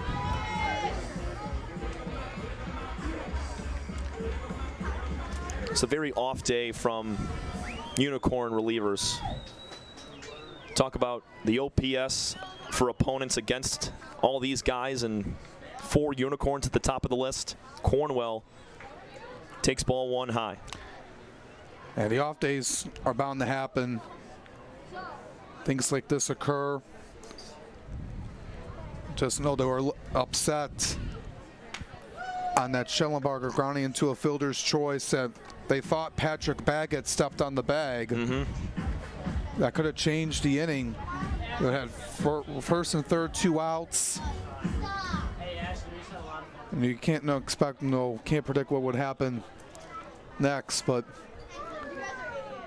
Cornwell 0 for 4 today, a couple of strikeouts and a pair of ground balls. He's up in the count 2-1. Hoppers have hit around the lineup here in the 7th. 9th batter to come to the plate with Marcoux waiting on deck.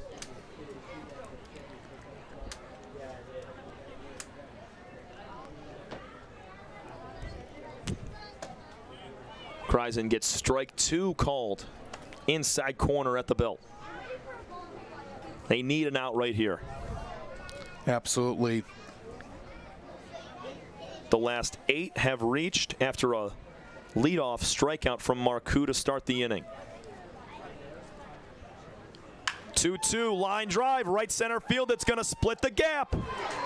Cornwell's on his horse. Coming in to score, Stevenson. Right behind him, Hughes and Martin. On to third goes Cornwell. The throw is not in time. Base clearing 3-run triple for Colin Cornwell, and the Hoppers have broken this game wide open. Bailed her up right up the middle.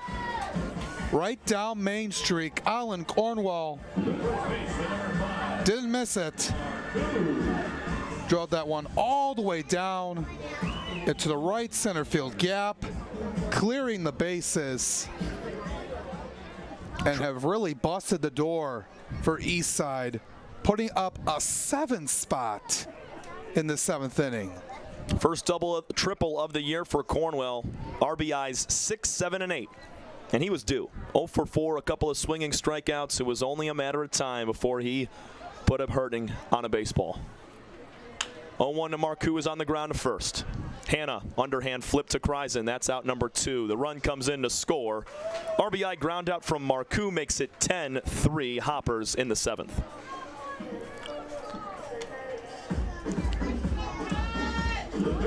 Just been happy to see how Eastside has stepped it up, scoring double-digit runs. They needed a day like this. Absolutely.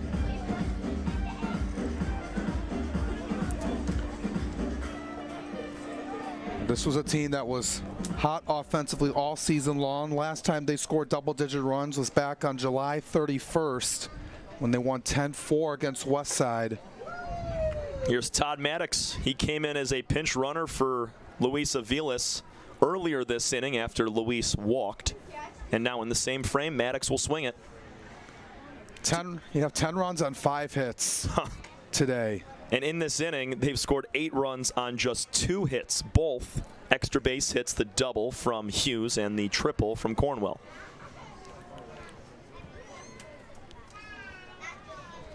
(10-3). Hoppers trying to get back to 500. Now Maddox cracks one up the middle into center field past that diving Patrick Baggett. Inning continues. And Maddox in his first at-bat late in the ball game gets a knock. Keeping the train going for the 12th man the bat. It was just the base on balls that kind of spun this inning out of control, because when you load bases up via the free pass. It only takes 1 to 2 big swings to blow things out of proportion. And that's exactly what happened. Bases were loaded for both Hughes and Cornwell, who had extra base hits. Ferguson will take a breaking ball for strike 1. And coming through with runners in scoring position and capitalizing on the Unicorns' mistakes. Ferguson walked and scored earlier this inning. He's 0 for 1 with 2 walks and a hit by pitch.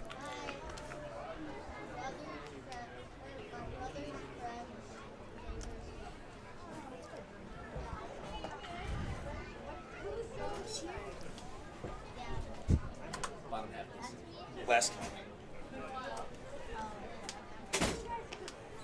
Here's the 0-2. Swing and a miss. Kreisen finishes the job with a strikeout to Ferguson. And we just got word that the bottom of the 7th inning will be the final half inning of baseball. It's going to be up to these Unicorn hitters to put up 7 runs or 8 and try to win it. 8-run frame from the Hoppers. Big swings from both Whit Hughes and Colin Cornwell. It's stretch time at the ballpark, presented by Genesis Credit Union. You're watching USPBL Baseball.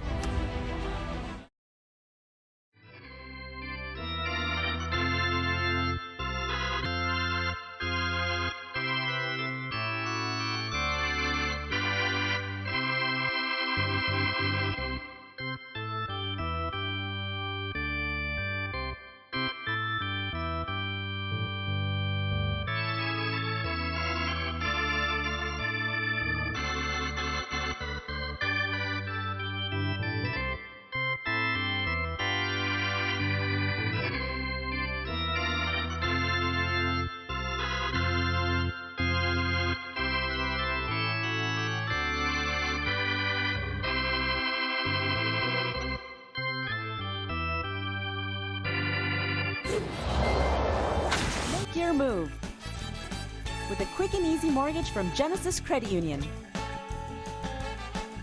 We have mortgages to fit your life. Genesis Credit Union. Visit us today.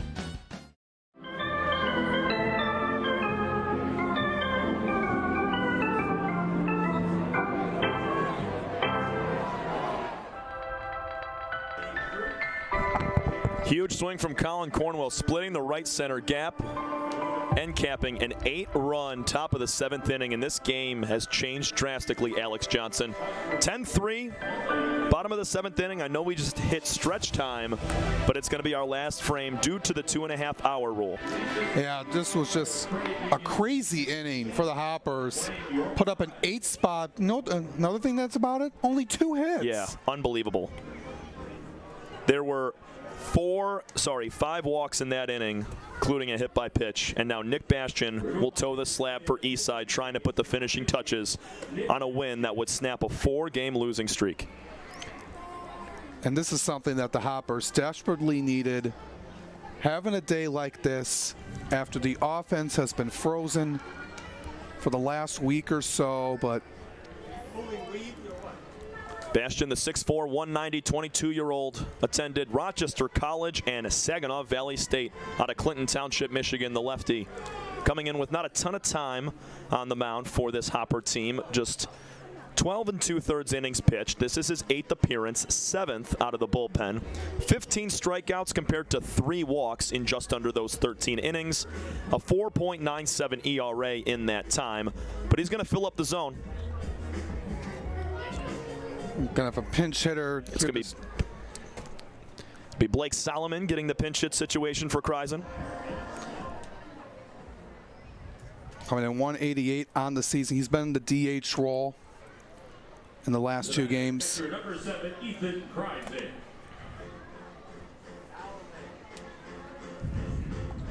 So now these Hoppers can kind of relax a little bit. It was tough going for them early on with Carolden having to pitch in a high-pressure situation. They stranded a ton of runners early. 5 runners stranded for Eastside in the first 4 innings, and they were able to cash in a ton last half inning.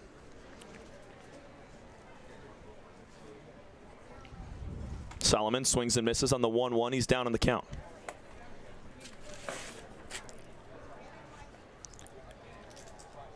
Bastian has 4 pitches into his mix: a slider, 4-seamer, 2-seamer, and a changeup.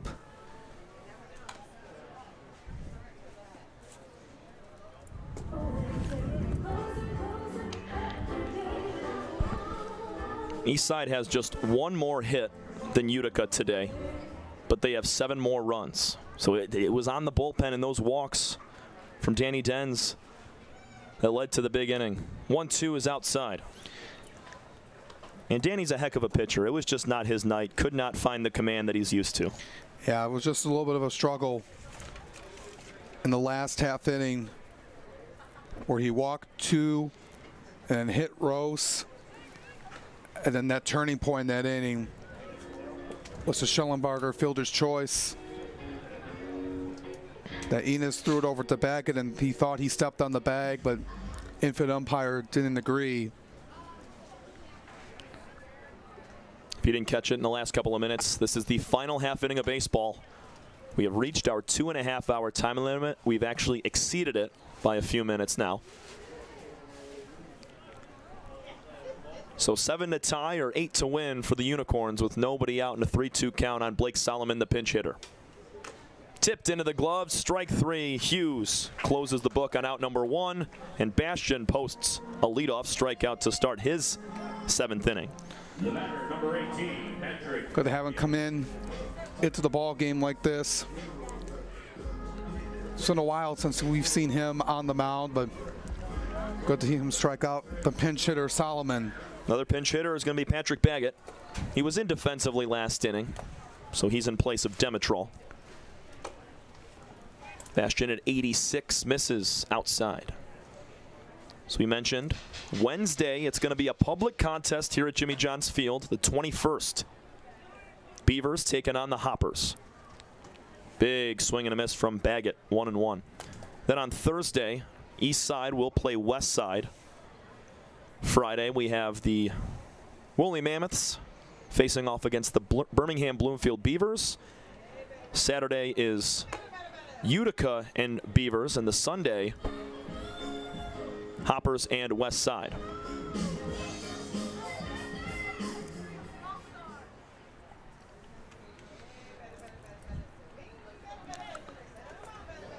Two-1 to Baggett, swung on and missed. How about this statement from the Hoppers? I know we touched on it a lot last half inning, but absolutely they needed a day where they had big swings with runners on base in key moments, and they did that very well this afternoon. Yeah, coming through in this inning alone, having an 8-run outburst, and just really batting around here in the lineup. They sent 12 men to the plate in the last half inning. At that huge double by Whit Hughes and the bases clearing triple by Cornwell. 3-2 to Baggett is inside. A 1-out walk has a little life for the Unicorns in our last half inning of baseball. And the Unicorns did a pretty good job in the early part of the ball game. They got themselves a 2-0 lead, then Stevenson tied it up, and then they got one back on the RBI single by Marcus TTLE.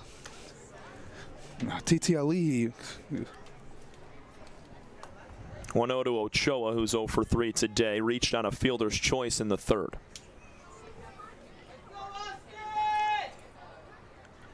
Bastian's on the third base side of the rubber. Here's a squibbed swing down the first base line. Marcoux will field and touch on to first. End cap from Ochoa records out number 2, and Baggett moves on to second base. Center fielder, number 11, Last chance is Marcus TTLE here for the Unicorns on a Sunday. Yeah, I just mentioned this brought in the last run for the Unicorns back in the 5th. 2 for 3 day here. One of the bright spots for Utica. Yeah, he's been great ever since coming onto this team. Difference maker. And of course, bottom of the 7th inning, as we finish up our ball game, the sun comes right back out. It's been a very yin and yang type of day through our 2.5 hours. Ball 1 is upstairs to Marcus.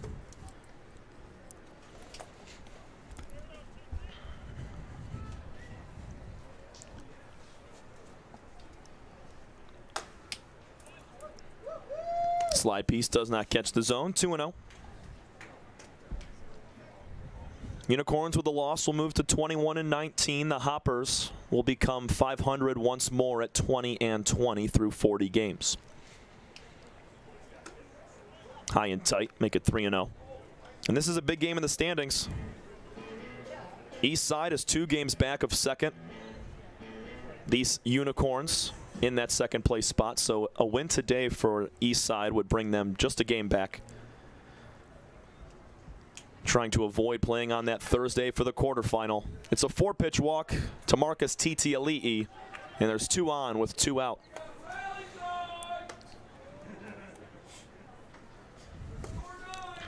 The first baseman, number 8, Cody Hanna. He'll leave it up to Cody Hanna. 1 for 2 with a walk. He doubled in his first at-bat down the left field line. He's working on it here today. Had that double in the left field. His first time up. Bastian grabs the corner. 0-1. Good start. Strikeout and a pair of walks this inning for Nick Bastian, the man out of Rochester College and Saginaw Valley State. Cody Hanna lifts one out to right field. This ball's carrying. Schellenbarger blocking the sun. Looking up, he will make the catch at the wall, and the Hoppers win. Snapping a 4-game losing streak in dramatic fashion, a 10-3 outburst, scoring 8 runs in the 7th inning and taking yet another game against the Unicorns. They are now 9-5 against Utica this season, and they're back to 500, just 1 game out of second place. It was just a much-needed win here today, Tom. Just absolutely what they needed, and Coach Ryan Cockey has to be pleased on how this team has really recovered here. Put up 8 runs in that 7th inning, 10 runs on 6 hits in the ball game. Couldn't have asked for a better bounce-back performance after it's been a rough 3 games or so. Good to be back in the win column, be over 500, and snap this 4-game losing skid. 2.5-hour time limit hinders our contest to just 7 innings, but a statement win for Eastside when they needed it most. Had struggled so hard on offense over the last couple of games, and they do it in a big way, scoring 10 full runs. That's going to do it for another weekend of USPBL baseball here from Jimmy John's Field. Want to give a huge thank you to our entire crew today. Executive producer David Forrest, our director Christian Jackson, our cameraman Enver Shaplow, Dominic Minchella, Jackson Bickers, and also our lead baseball analytics intern, bottom left right there, Devin Wiles. He was with us all year long. We had an incredible year. He gave us so many nuggets of information and just made it a super fun year of baseball. Alex, I know you enjoyed him just as much as I. Yeah, it's been a blast working with Devin. Wish him the best. He's going back up to University of Michigan and be covering Michigan football, looking to make another run back to the national title. We'll see about that. Aiden Childs has something to say about that, baby. Devin, we wish you all the best, man. Thank you so much for a great year.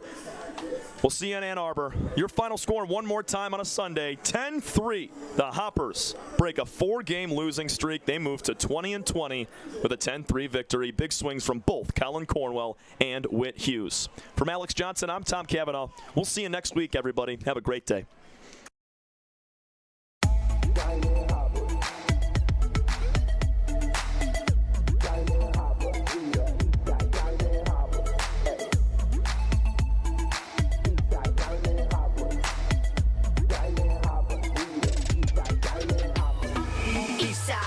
Diamond Hoppers, ain't too many of the teams can defeat us. You on the sideline, warming up the benches.